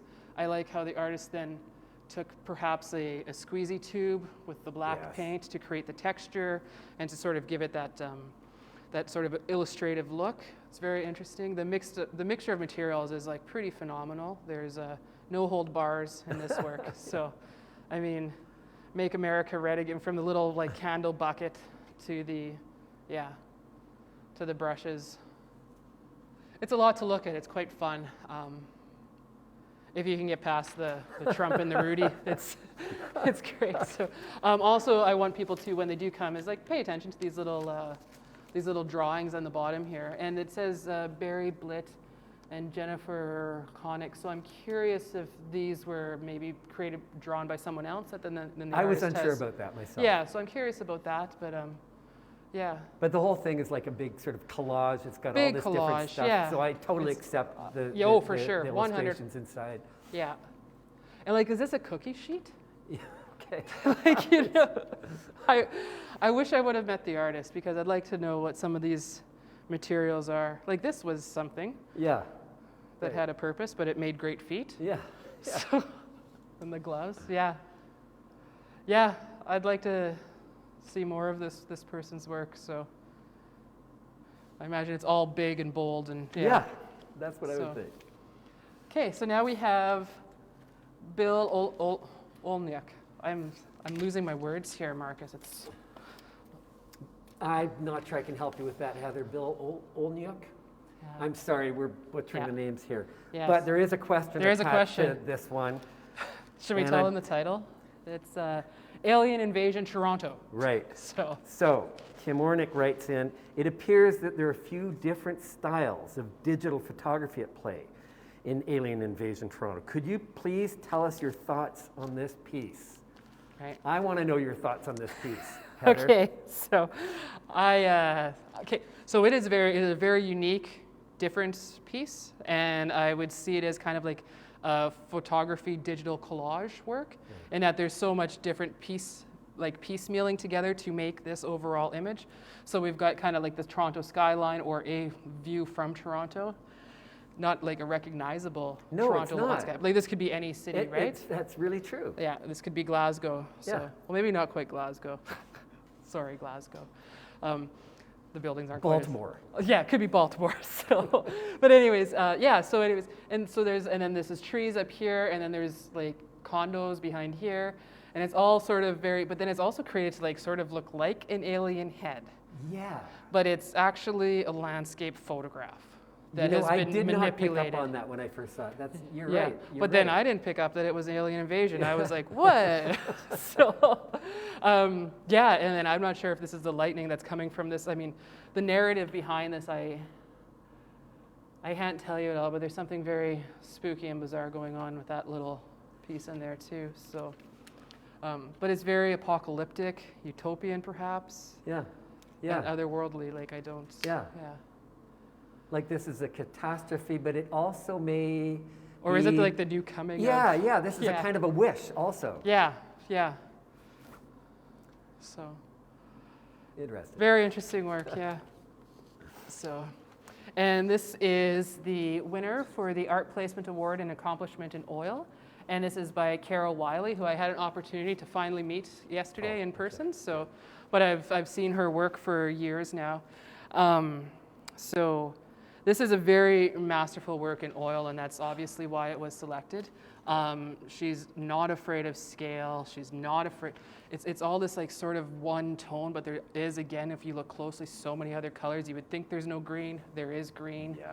There's it's kind of a fantastic, almost humorous play or flip on the female gaze that all art students are like subjected to learning about. And so this is kind of like this lovely play that now he becomes the male has become this sexualized, ethereal object. An object. It's not, we're not looking at him as a human, we're looking at him as an object, which is kind of the idea of the female gaze. And, Yes. yeah. So, or the male gaze, but then Male flip to the Right. female gaze. So, Right. yeah, confidence in the posing of the artist and in the lighting as well. So, beautiful work, Carol. I believe Carol is having an exhibition And Carol is having an exhibition this spring. this spring with the Mann Art Gallery. That's so right. How many works will there be about? 18 large portraits. Oh. And she's masterful portrait Oh, good. painter. Well, I hope to come back and visit. Yeah. So thank you, Carol, for this lovely work. Yeah, I'm really impressed with the colors. Like I wouldn't have done myself. I'm not. But it works. It really works. Yeah. So Now we're on to number 59, and this is Land, Sky, or Sea, and it's Julie Vaca. So, oh, and with the Land, Sky, or Sea, it's like if we flipped it. So, Oh. right? Because the sky like kind of has that sort of wave Oh. appearance, right? Yeah, So- that's interesting. Yeah, really interesting. That's a trick, you know, at art Yeah. school, you know. Oh, yeah, when you're trying to figure out the You're composition. doing the crit, Yeah. and the prof comes up, let's just switch that. Yeah. And now what? Yeah, yeah, Right. that is for sure. Yeah. I had a prof that used to like make us hold it in front of a mirror. I Yeah. see. So then it's because reversed. It defamiliarizes. It you with- defamiliarizes, then you can kind of pick out what your like not necessarily mistakes, but where you're lacking in compositional Yeah. like force. in a So- way that you wouldn't see it otherwise. Yeah, because you get so used to seeing it the one way. Yeah. Right. So I use it in sculpture too. I oftentimes put my work in front of a mirror. So Ah, yeah. interesting. But so yeah, really interesting work. Again, expressive brush strokes. I like the light kind of coming through here. I'm curious if we flipped it and it became sea, if that would be like that sea Yeah. breeze sort of Yeah. whatever sea spray, I guess. Anyways, yeah, beautiful work. So you can smell the rain. So yeah, I love this. This is a little oil painting. So it's just this tiny, sweet, endearing little oil painting. And the way Yeah. that it's painted around the edges too, it means it needs no frame. I think this canvas was even made by the artist too. It doesn't look like a commercial canvas, and I Oh. appreciate that. You know, the extra work that goes in with that. So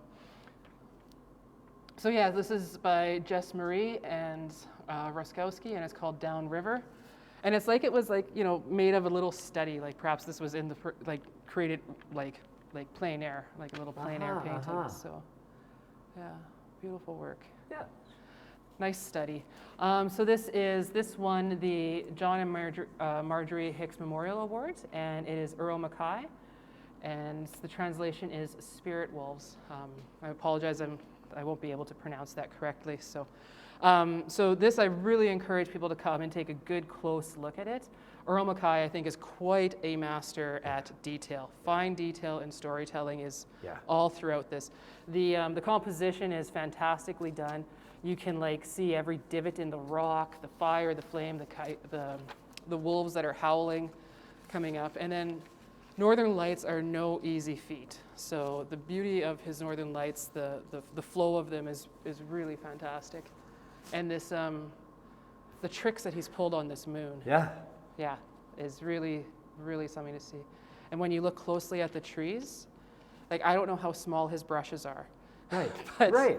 But I mean, he's using multiple colors and getting amazing, almost photographic detail of what's happening in these tall jack pines. Quite right. Yeah. Now, I know Lana earlier was interested in, because there's a kind of a general theme here of, we've got a lot of landscapes here, right? Yeah. So landscape is like a totally important genre, probably like here in Saskatchewan in particular, right? Because it's so prominent. And one of the, you know, overall critiques of like, when I talk about landscape, in you know, taking art history, for example, if I wrote once that if the landscape genre, if genres had captions, what would landscapes be? And to me, for landscape, in the European tradition, it would be, this is beautiful, it's all mine. Right. I'm the owner of this, and I commissioned this painting, right? So it's a declaration of ownership. Ownership, and controlling of it too. And controlling, mastery over the landscape. And then another, like a dominant critique right now, certainly in Canada, say with the Group of Seven and so much landscape painting, is that it's without people. As if we've come to this land and there's nobody here. There's nothing here but raw, pure nature. This painting is not that at all. No. This is very much a story, and this is very much like the evidence of man inside the work. But and it's kind of like and the spirits. imagination. Spirits and the imagination, exactly. No, it's beautiful. So this is something you want to look closely at. So, And last night I noticed he was wearing very cool shoes. Oh, he was. So I immediately bonded with him. Shoe envy. So this is Paige Mortensen, and it's Chateauesque. Chateauesque. So, and it appears to be the Bessborough Yeah, to me. I think so. In Saskatoon. So again, this is a watercolor treatment of some form. It's watercolor batik. So, which I'm not familiar with. I've never worked in it, but I think like there's a lot of texture in this work, and it's the type of paper that the artist is using that she's really learned how to work with very well.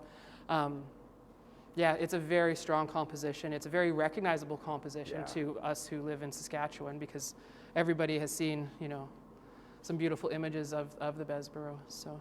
But across Canada, I mean, because these are iconic Oh yeah, these buildings. are built across, like Banff They has were one. the railway buildings, Yeah, the railway right? buildings, yeah. And they invented this architectural royalty. style, right? That Yeah. became almost our national architectural style. Yeah. And it was a mix between, it was like there were pastiches of chateaux in France. Right, yeah. And so, I think what they're trying to do is they're trying to sell Americans and English people tickets to take the railway in Canada, and they were promoting Canada as a foreign exotic place. Yeah. And that's the image that they gave to Canada. Yeah. And then I really like the juxtaposition of the block buildings behind it. Yeah, So that's right. we did quite stick with this formality. So, Right. Yeah. Oh, it's a beautiful work. So. Then we have Jamie Bukinski, and it's called Lucid. And so what I really appreciate about this work is, again, the color tones, and the dripping, and these teals that come through.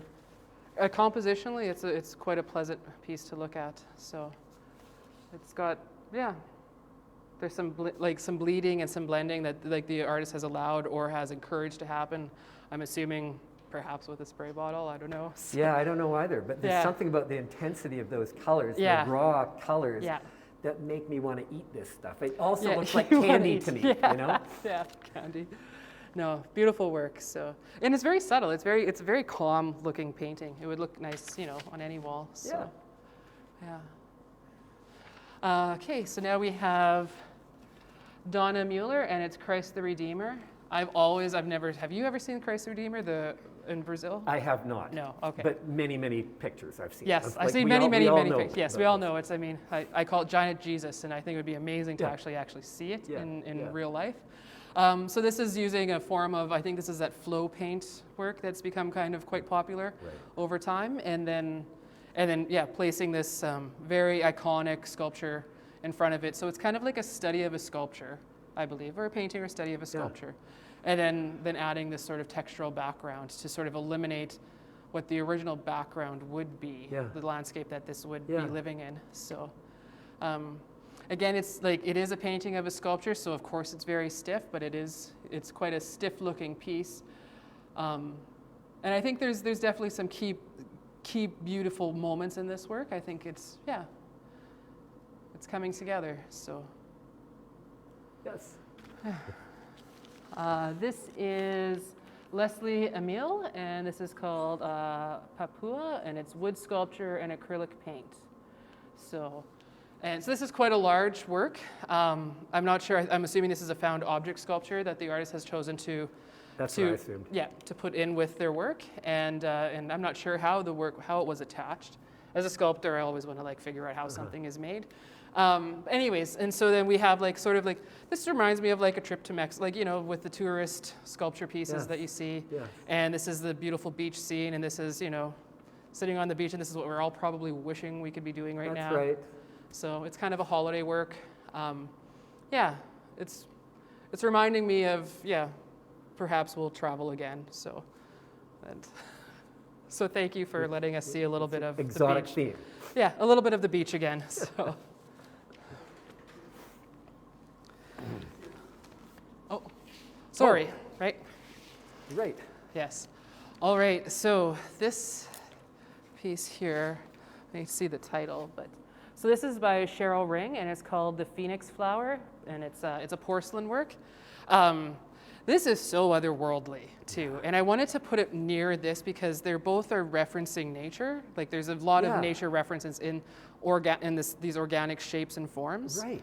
but it's also kind of alien, and I think so it's kind of works all right with this piece as well. And I was trying to always try to find connections with the work that went in with different spaces. But I mean, this is something to really appreciate, but this artist has spent an amazing amount of thought and deliberation with her different forms of texture in the work. Like this piece has a very specific type of texture. These brown pieces here, these pink pieces have like a pull-out texture, you know, where they're using a specific tool to kind of cut the clay away from it. You have to get close up to this. This is being lined up. Like this is, I don't know how this was done, but I love it. And there's something so, it's also very phallic. We can't get away from that. That's right. That's right. And but that is what flowers are, right? Yep. I mean, it is like producing its pollen. Right. So, it's a very unique, interesting piece. So. But then I think you were also brilliant to juxtapose it with this piece, which is not phallic. No, it's not phallic. What's the opposite of phallic, Heather? There is something. There must be something, but but it's whatever. not. And so with this piece, I've actually seen this artist work on this piece, and this is something. It's called. I'm not sure if it's called Forest Floor, but that is what it is, and it is. So this was a winner as well for the. So it's Boreal Diversity, and it's the Kyla Group Landscape Award. So I wanted to put this in as a landscape piece. We suspect that landscapes are paintings, but landscapes can also be sculptures, and this is a perfect example of a sculptural landscape. Right. Because this is, again, something that you can kind of imagine yourself. Remember that movie where the Honey, I Shrunk the Kids? Yeah. Okay, like, who doesn't want to be in here? Right, so this is also like a miniature for you. This is like a miniature for me as well. Like I can imagine myself being in it. I also purposely, I think it probably could be hung as well, but I purposely like it being on a low plinth because this is how you experience the forest floor. Yeah. And so it's kind of raised up so that we can see it in more detail. We can crouch down to it, like without breaking our backs. But the textures, and this is all done with fiber. So all these different textures, like these are little sewing pieces that she's created. It's fantastic. And like this, like these are threads, these little black threads here. It's just, you really get lost with these leaves, which are like so well rendered. That's fabric. So, I couldn't not give this an award. And when I did a studio visit a while, she's been working on this for a long time. So I'm happy that it's been resolved and completed. And the plants actually fungal, right? Yeah, they are mushroom. There's mushrooms and they are fungal, and there's the lichen, and I'm not sure what type of mushroom this is, but like they're doing what they're like spores. They're coming up and rejuvenating. Yeah. So it's musty. I don't know. Yes, it's just, that's right. It's musty. Yeah. So I love this. Yeah. So congratulations. So yeah. And I am really impressed with the amount of textile work that has come in for this exhibition. That's true, isn't it? And it's really fantastic to see that. So, because it's, I think it's really coming into its own again. I think it's like there's a rejuvenation in textiles. You're right. Yeah. You're right. Because do you think feminism had anything to do with that? I think it did. I think it did. Yeah. So I think it had a huge thing to do with it. And it's no longer seen as like women's work, although I think majority of the felters and are women in this exhibition. Yeah. But it's something that we as women, we're always been encouraged to work with, right? So it's been, and then and some of us have become masters. And so with this piece, I want to talk, I, again, don't touch the artwork. But you really want to touch it in. So this is made by Mindy Ann Miller, and it's untitled. And so what I really like is the patterning that the artist has put together, and with the cut marks and all of and they're so perfectly done. They're very well measured out. There's something very mathematical about it, and it's taming something that can't be tamed. It's wild, right? Yeah. And then I think how it can't be tamed is you're seeing that in the use of this fat or this material here, which you said is a flax, right? Yeah. So it's sliced calf skin and flax. So it's something and even the choice of the hanger. I'm curious about why the choice of a hanger, in a domestic hanger. Was it a means to an end, or is there a storyline with the choice of the hanger? So it's something that you may get a better sense of if you saw more than one of these, right? Yeah. Then it would become more of an intention. Yeah. Right? Yeah. So this is maybe perhaps a piece of part of a larger body of work then? Yeah, I think maybe Yeah. he's been working on calf skins, Okay. hides for years, and Yeah. so this There's is, something kind of cowboy about it too, though. yeah. And I guess it's the calf skin, but and then like this is kind of reminds me of a tassel, right? Yeah. So Yeah. yeah.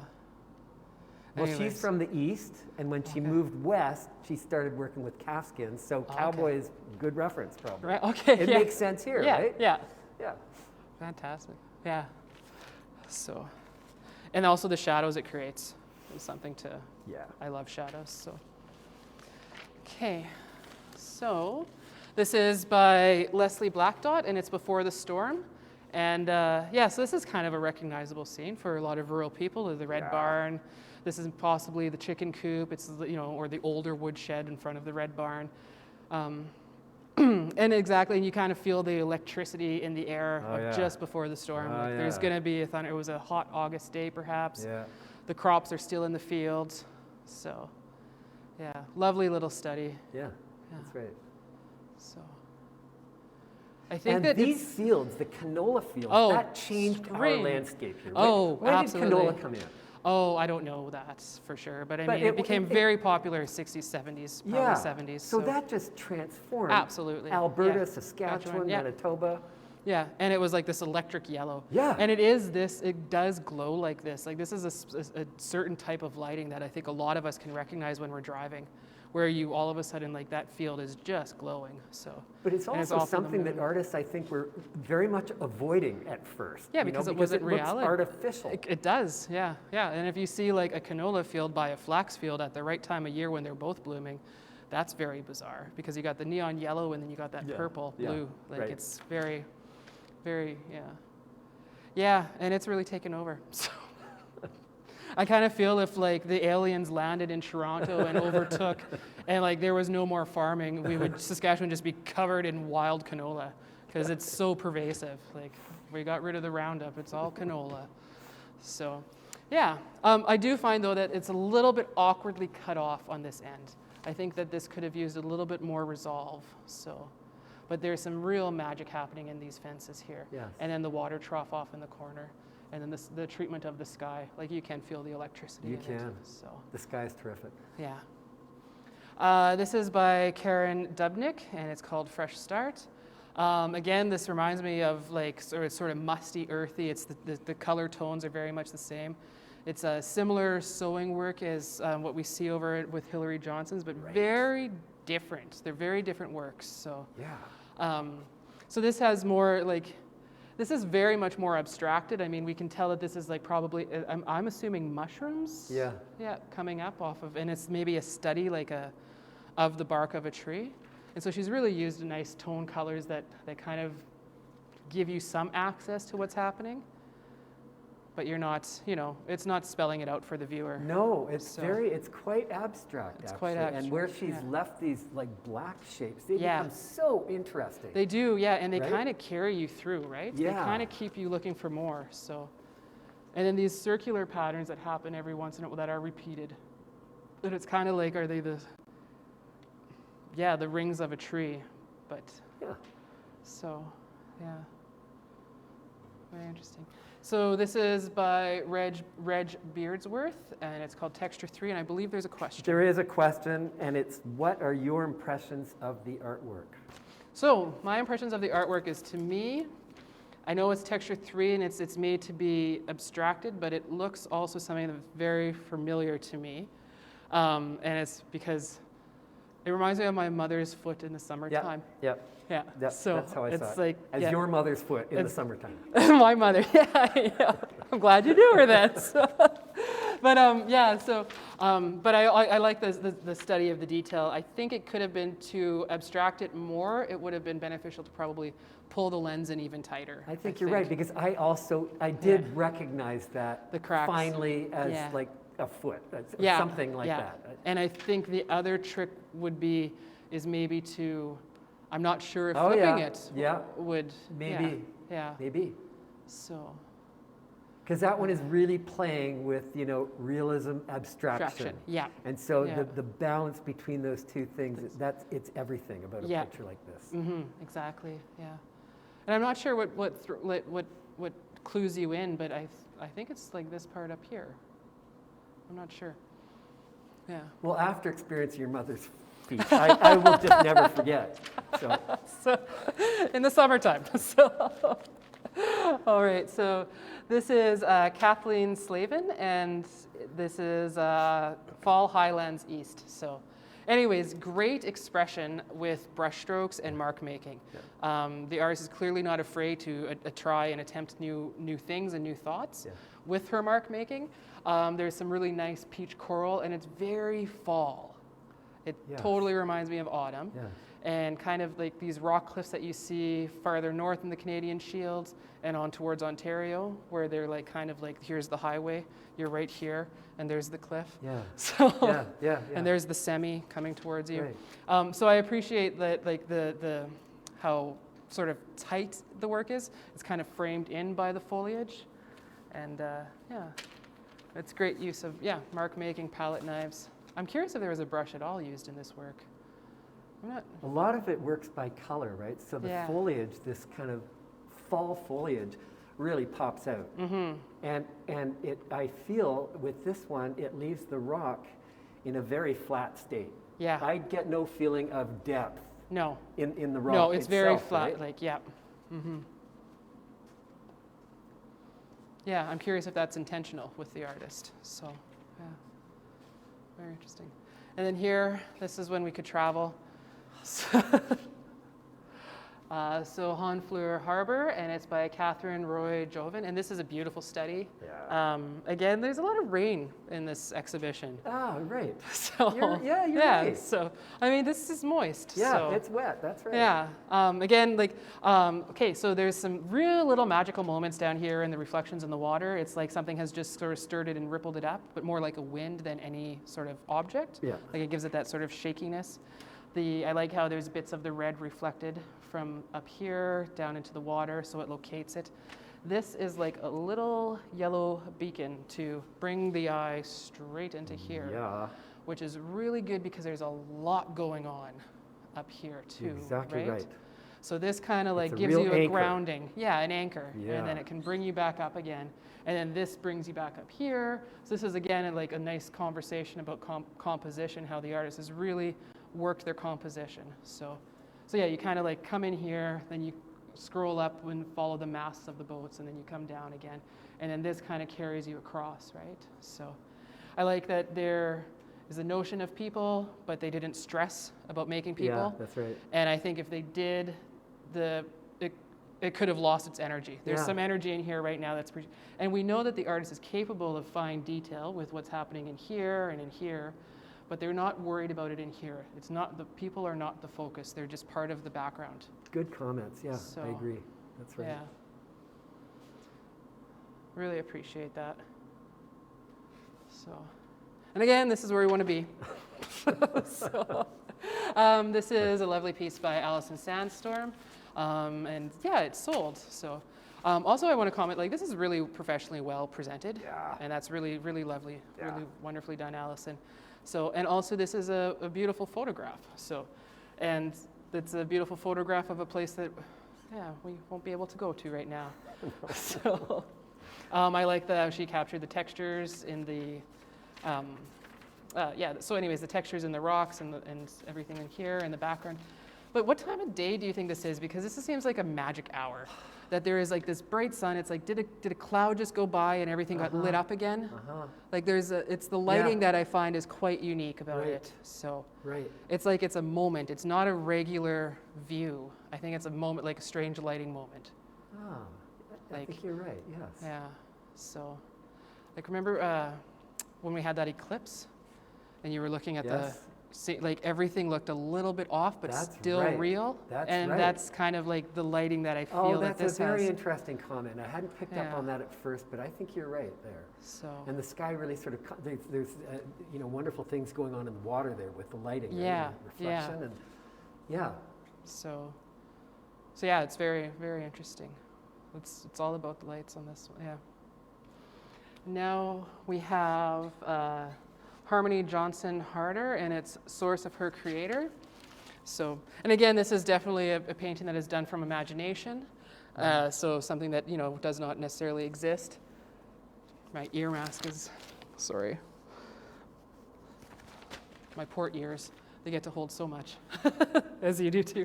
So yeah, so I appreciate it. I think this is oil on canvas, which you can kind of quite tell, although it's not like shiny and rich like some oil paintings are. It's very obvious with how well the blending happens. And so I like how it blends out on the exterior and then focuses in on the interior here. So. Yeah. And the background has a lot of interest and depth because she's smudging around on the sides. Right, yeah. So and there's darker areas and then lighter tones. So yeah. And it's really an ecstatic figure, right? Yeah, it's like a celebration. Yeah. So it's like she's dancing. Yeah. So it's beautiful. So, and then here we have a beautiful little piece by Megan Reduens Davidson, and All Dogs Go to Heaven. So I have a feeling that a dog might have passed away during the year, and that this might have been a beautiful little grief project to create, and in memory of the dog. So, and it won the Needlework Award because I'm not sure the age of the artist or who the artist is. I feel that there's something very innocent about the work. That I really appreciate. So. And I like the little the Chloe, so I'm assuming maybe that's the name of the dog, and it's a beautiful little and the sad little eyes.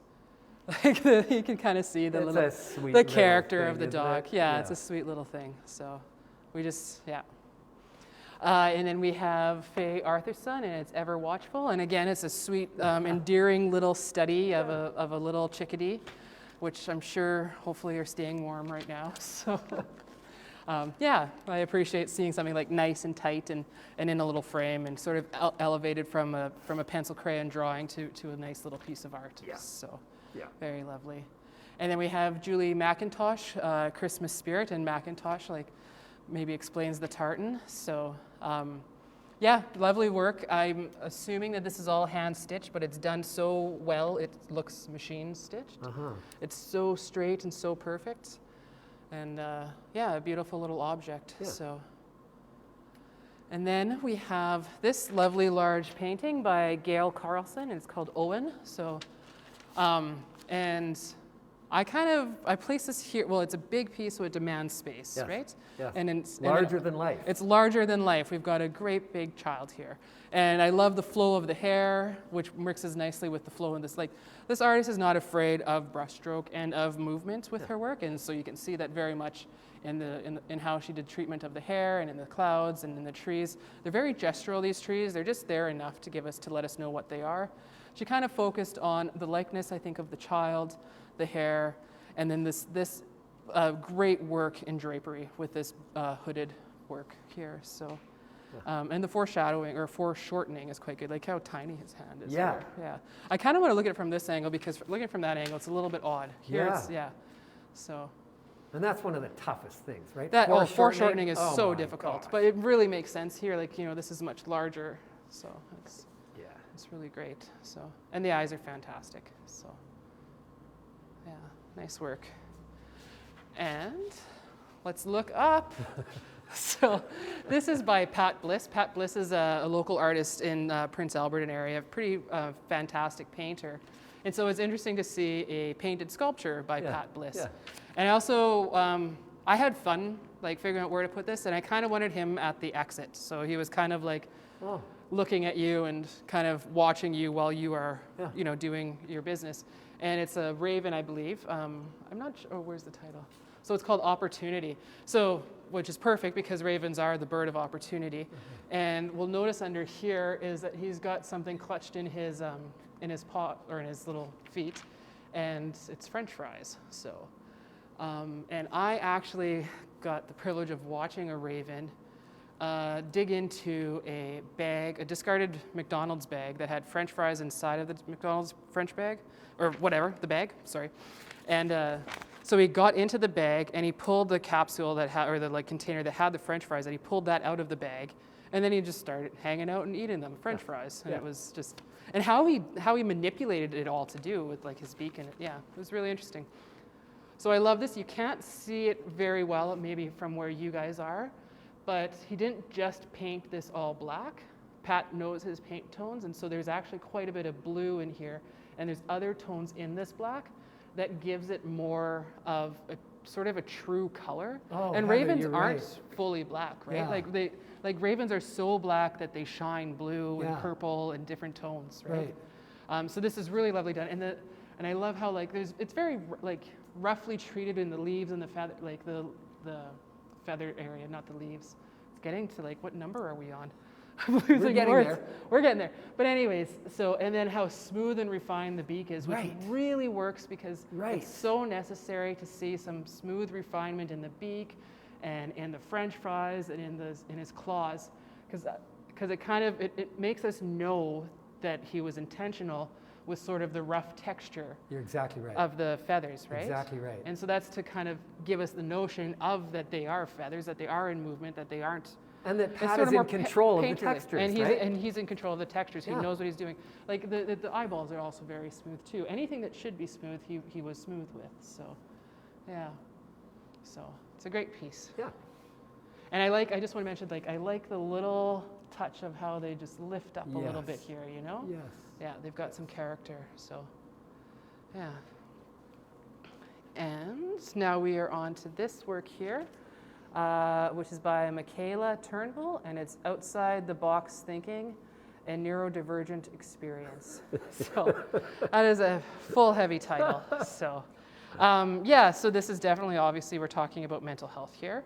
And all the puzzles it takes and the pieces that it takes to become whole or to not feel whole. Yeah.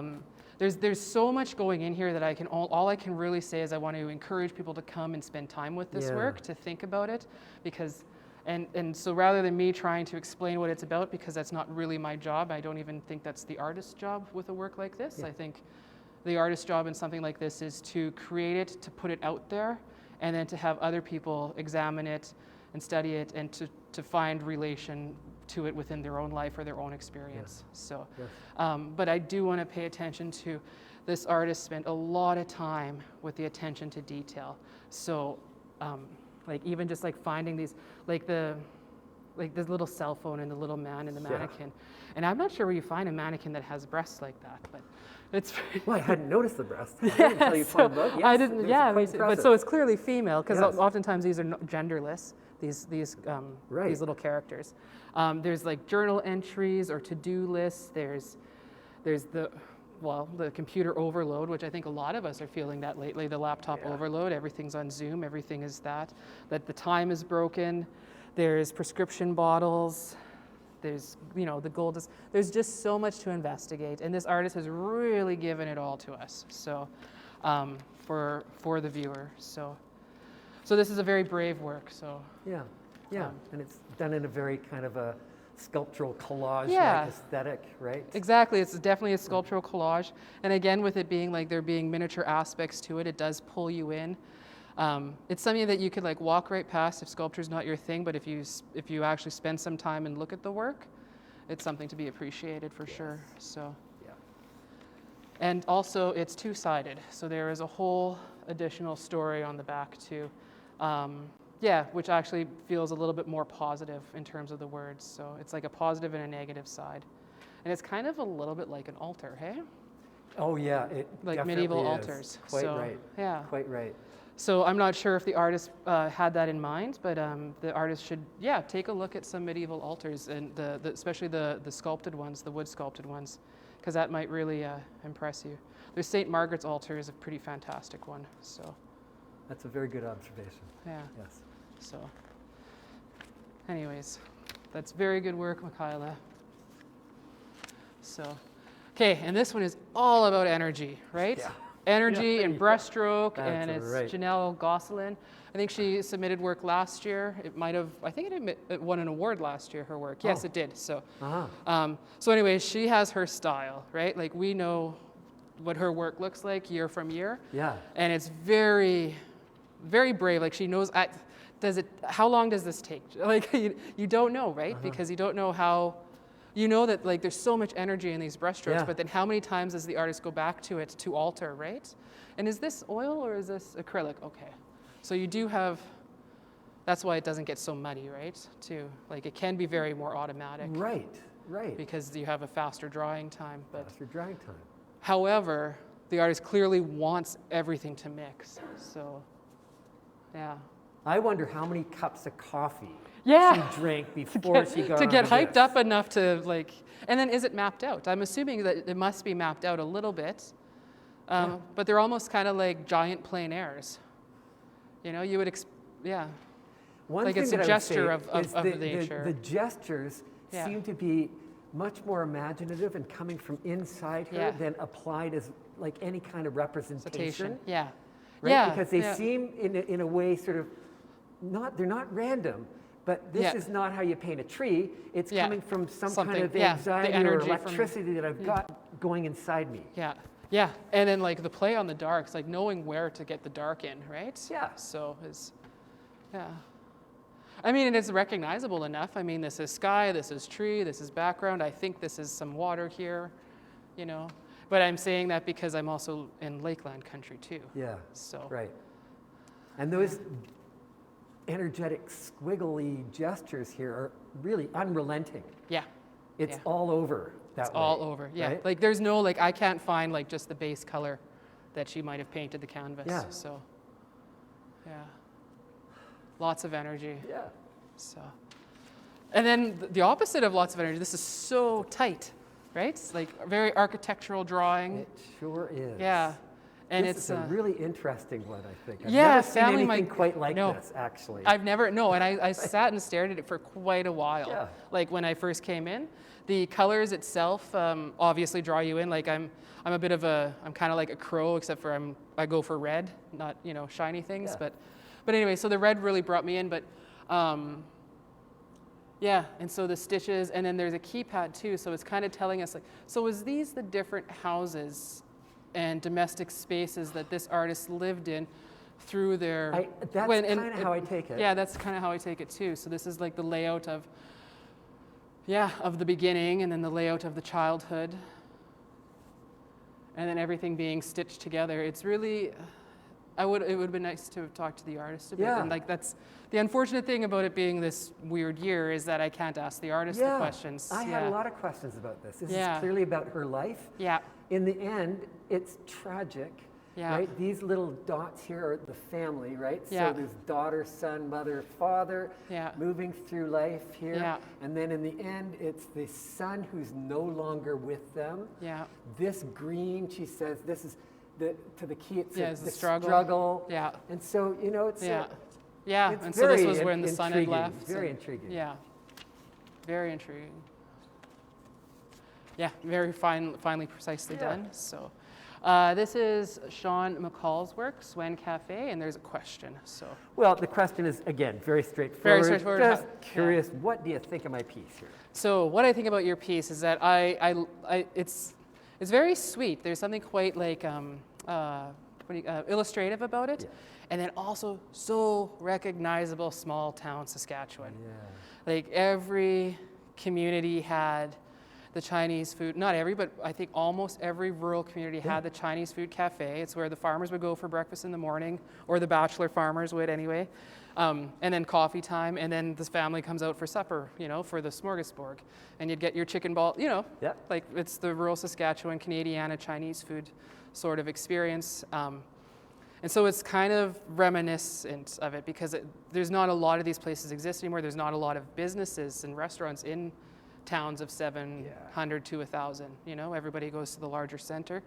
So there's something sort of, what do you call it? Nostalgic about this piece. Yes. You know? Yes. And then I like how the artist has included, like, only incorporated one color tone once, and that's just like in the sign, which was a fantastical sign, and then in the open sign too. Yeah. So, yeah.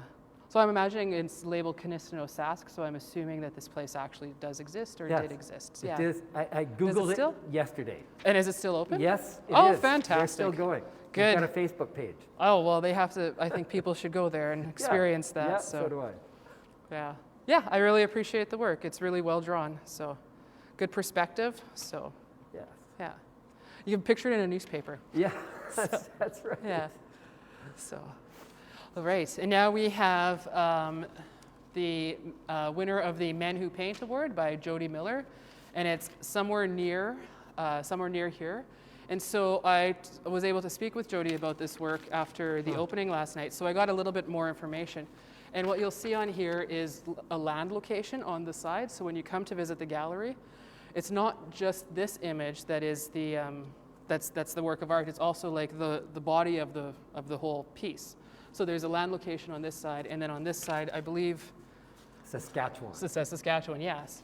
So when I was talking to Jody, like, so what I appreciate about this is like, and also giving it a Men Who Paint Landscape Award, because the majority of the men who paint are landscapers, is that I wanted to talk about how the landscape can also be flat, and how we can also see, and how Saskatchewan is such a flat thing, but like how it's flipped and made flat, right? Like it's the aerial view, right? Anyway, so we appreciate, like I appreciate the grid road, the painterliness of this. She could have kind of refined it more if she wanted to, but she clearly wanted the brush strokes, I believe, in the work, and the push and pull that she's created in these fields, and then this sort of textural dimension in the creek, right? And so when talking to her, like what was the significance of this land location, it's that this was a place that she would play with her sister, right? So while growing up, so yeah. So what do you think, Marcus? Well, it's interesting that she was telling you stories. This is where she used to play with her sister, because I don't take this to be a personal perspective in any way. It looks like we're flying over this place in a plane. And there's the satellite and shot. It's sort of random. And what, I'm sort of interested in the formal qualities of this.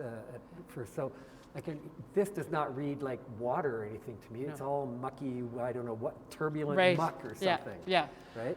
So, and also I think, so some of this needs an explanation too, like it is turbulent, but I kind of appreciate it though. Like I kind of appreciate the spacing of these mucky areas, but I believe she's painting it actually from Google Earth shots. Oh yeah, okay, that makes sense. Yeah, right. because then because you know how some of it is like very mucky? And like losing of its like defined lines, and so that's kind of what we're seeing here too. Yeah. So. And then we've got a beautiful bull. And this won the Accomplishments in Drawing Prize, and it is by Ruby Lalonde, and Anatomy of a Prize Bull. And we've got it. We've got it. We've got the Anatomy of a Prized Bull. It's a very strong charcoal drawing. It really is. And I appreciate that they were able to keep it clean, but like the flat plane of the head here, like, and then the shape in, and then, whoops, when you look closely, you can see like the eyes, and there's a lot of detail in here that you don't see at first until you come into it a bit more. So nice, and a nice use of charcoal as a medium. So like how they use the tool to like get these straight lines and then kind of push the charcoal. It's just a very strong and iconic drawing. It is, yeah. It's just really there, and you can feel that guy in front of you. And he's a powerful dude. Yeah. I'm a bull. Yeah, that's right. Yeah. So now we'll move on to this. This is a photographic work by Ellie DeGranges? DeGrange? No, she's here in Saskatchewan, so it's DeGranges. DeGranges. We're sorry. Yeah. Anyways, and it's individuality. So on looking at this, you kind of at first sight want to think that it's the same photograph. Like when you just look at a few of them, you think it's the same photograph, but of the same flower, but it's the same species of flower, but it's all individual portraits of the tiger lily. And so it's a very, very Saskatchewan piece for that, and that's our national or our provincial flower. But I like how she treated it all very similar. And then we've got like these two little, like a couple oddballs that are not, So I'm curious about the selection of that. So was this a formal garden that this person has grown, that they were taking a portrait of every one of their flowers that bloomed? Like, what's the conceptual plan or You're idea exactly right. behind This is a bit of conceptualism. It's like system art, right? We've got a system that we come up with. We're going to take it at this angle from the top. They're all going to be framed like this. Every one is a square. They're all the same size. And then it's about the differences. The subtle differences in each flower. Yeah. Because she's treating them in exactly the same way. Right. Yeah. And then that's when the differences show, is because they're all treated so similar. So beautiful work. So And then this was a winner in hue, I believe. So it's Hue's Art Supply Store for excellence in use of hue. And this is by Catherine Gurecki. I apologize if I'm saying that wrong. And it's Prairie Vista, and yeah, this is a Prairie Vista. So I love the flow in this work, that the artist has like kind of created this surreality in the work. Like this, everything has like this swoops that, and this swoops, and the clouds are totally fake but so believable. You know, that's right. There's a cartooniness to it, but not juvenile, like a well thought out cartooniness. I think like it's very patterned. It's like I could see this as a fabric painting as well. Oh, that's an interesting observation. Like especially like when you compare it to Hilary's work too. Yeah. So, I mean, I just noticed, but it's a very odd perspective, isn't it? Oh, very odd. Because like it's like we're swooping in. I think we're a bird. I'm flying through the space, and I feel like I'm really going pretty fast. Yeah. Right? It's totally you're flying through. Like there's really like these bins are the only static thing in this whole painting. So, yeah. And this, I'm not sure entirely what this is. Is this flax but it works, right? Yes, it does. Like, and yeah, these, I don't know. It's a very interesting patterned piece. I really appreciate it. It's very unique. Yeah. So, and it's, for a big painting, it really takes the space well. Yes. Like you're right. It holds the canvas very well. Yep. So, yeah.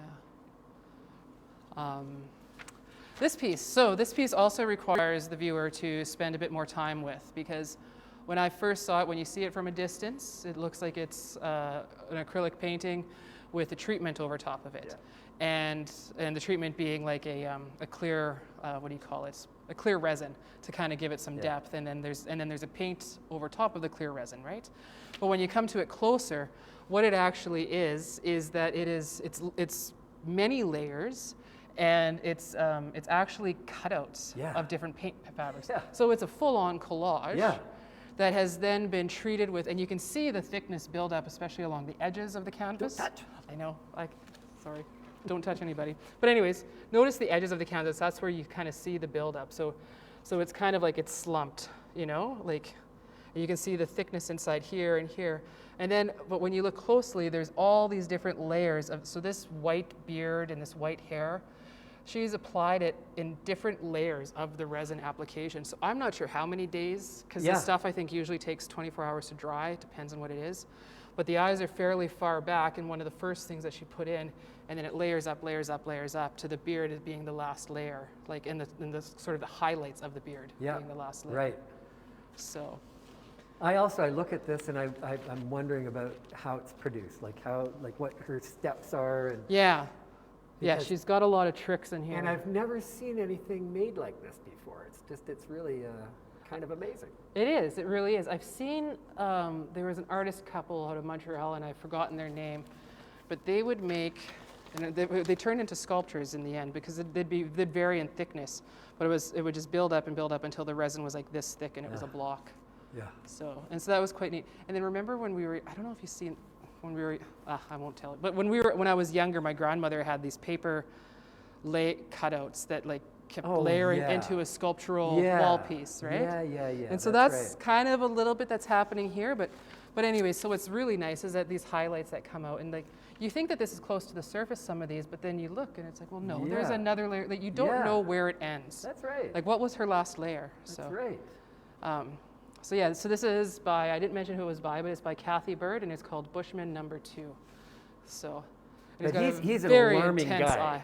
Pardon? He's a very alarming fellow. Yeah. Well, he looks like he's been scared. Like he's just come out of the bush, and so he's had to go get supplies in town, and he's looking forward to being back in the bush. No, it's a really very expressive too. Like, so not just about how it's made, but it's also very expressive. I like the dramatic close focus on the piece or on the man. So yeah.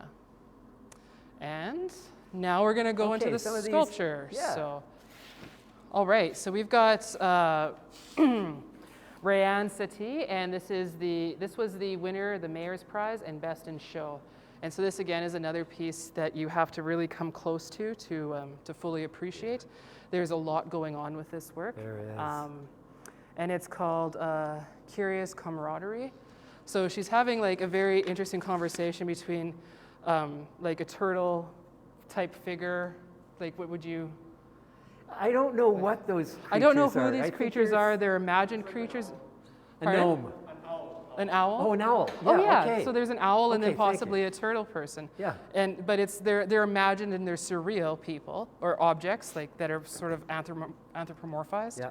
And then the detailing that Renee has put in, like the outlining, the black that she has woven throughout all of this work, and the different types of felting technique that she has worked with here. It's really fantastic. It's really that way. fantastic. It's something to really get lost in. Yeah. So. And I was talking to her last night. She said this one really took her a long Yeah. time to make. Yeah, and I think like she lives up in northern Saskatchewan as well, so she's got, yeah.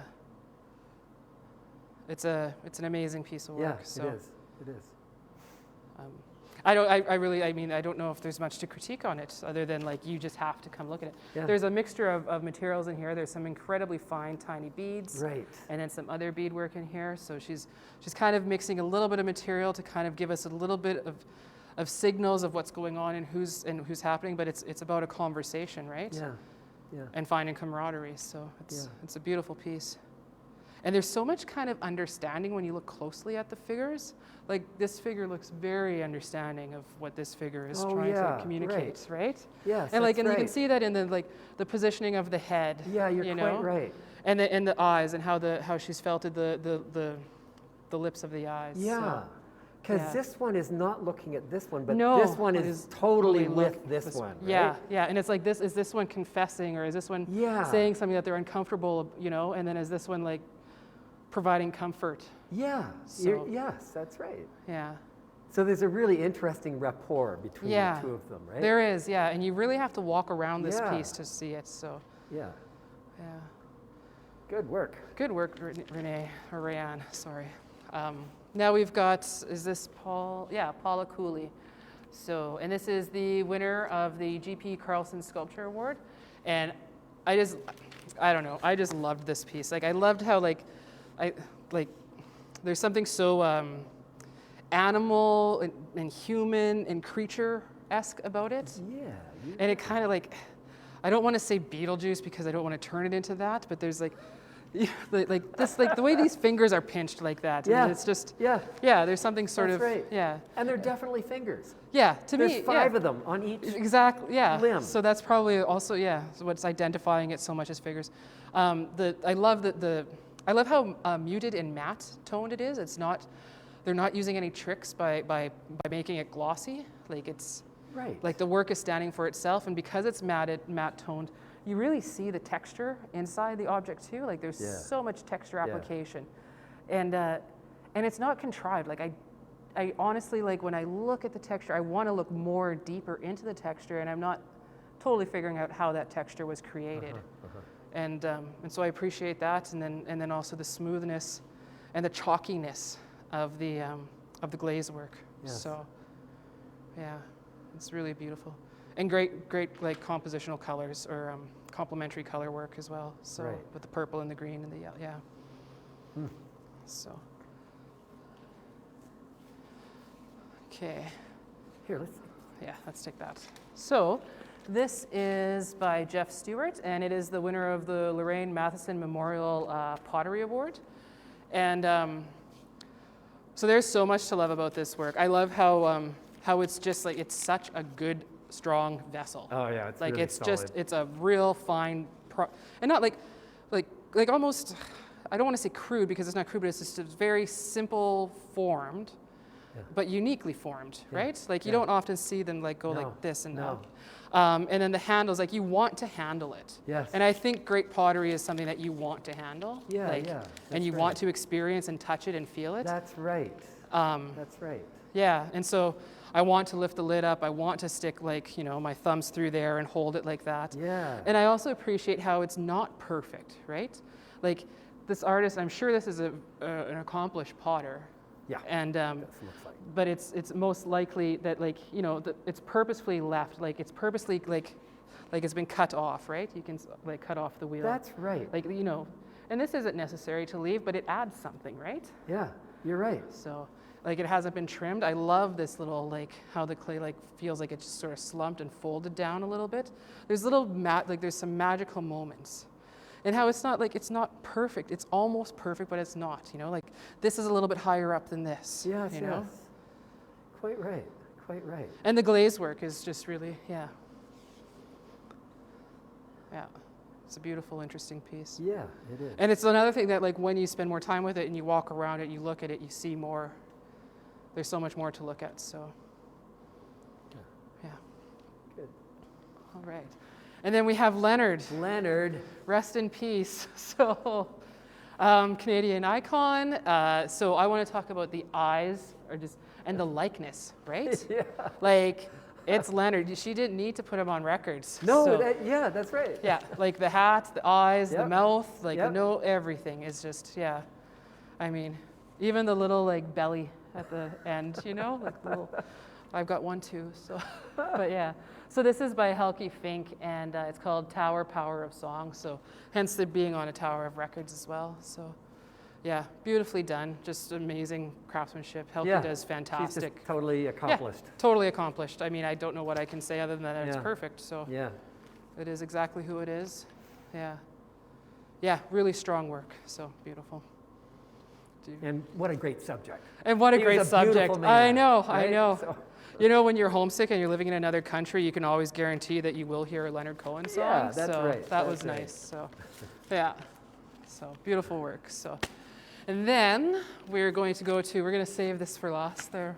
So this won the 45th festival winner, it's the Sandy and Peggy Kerr Memorial Award, and then also the Mann Art Gallery has collected it this year, so that's fantastic. And this is by Michelle Boutin, and it's called Three Sticks Stolen. So what I wanted to talk about with this piece and why I chose it is that it's the simplicity of the materiality is so simple, but it's so divine. Like the treatment of how he dealt with these sticks. I'm not sure what's going on inside the middle, but if these are truly all the pieces that came from these three sticks, those are amazing finds. Yeah. Right. Amazing finds. Right. And then how they're so beautifully cleaned up, like, and just, and so delicate. Don't you want to run your fingers all down here? But you're not. But it's. I know. You Don't could just touch see the. how beautiful the surfaces are. The surface is absolutely gorgeous. It's almost bone-like, right? Yeah. It's very right. bone-like. That's right. And yeah, and then also I appreciate the type of whatever fabric or material he chose, and there's a softness in it. Yes. And it doesn't take away, I know it was probably a requirement for it to be red, to sort of act like a scar perhaps, that something is growing and healing from. But anyways, it's a good, because there's a softness in this type of fabric, whatever fabric he had chosen to use. I think it's like some form of a felt perhaps, or a wool. It looks beautiful. The other thing I wanted to really talk about is, and I know when Tia was installing and she was helping me with this, I really wanted her to focus on the lighting, because something like this is so important with the light, because you know that this is going to create some form of a shadow that is going to interact with the rest of the piece. You're right. And so, and it kind of does. So you can kind of see that there's a conversation between the shadows. So you got these strong lines.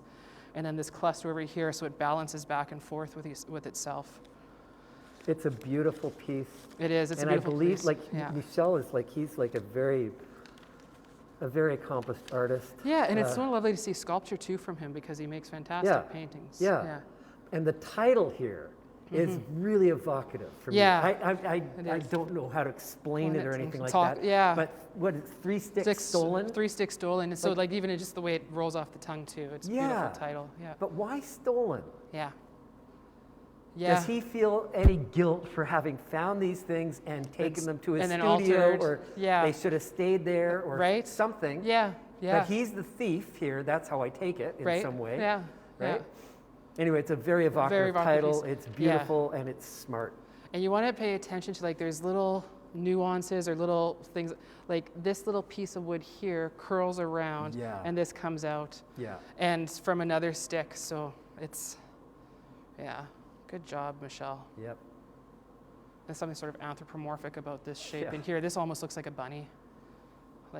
Anyway, there's so much to look at, so. Yes. And then we have a piece called is it called Ward 2? It is Good News. Good News. Prince Albert Daily Herald, Saturday, November 7th, 2020, page 4, and it's by Marcus Miller. And for that, can I And I have a ask question Marcus? here for you. And Heather, what do you think of this piece?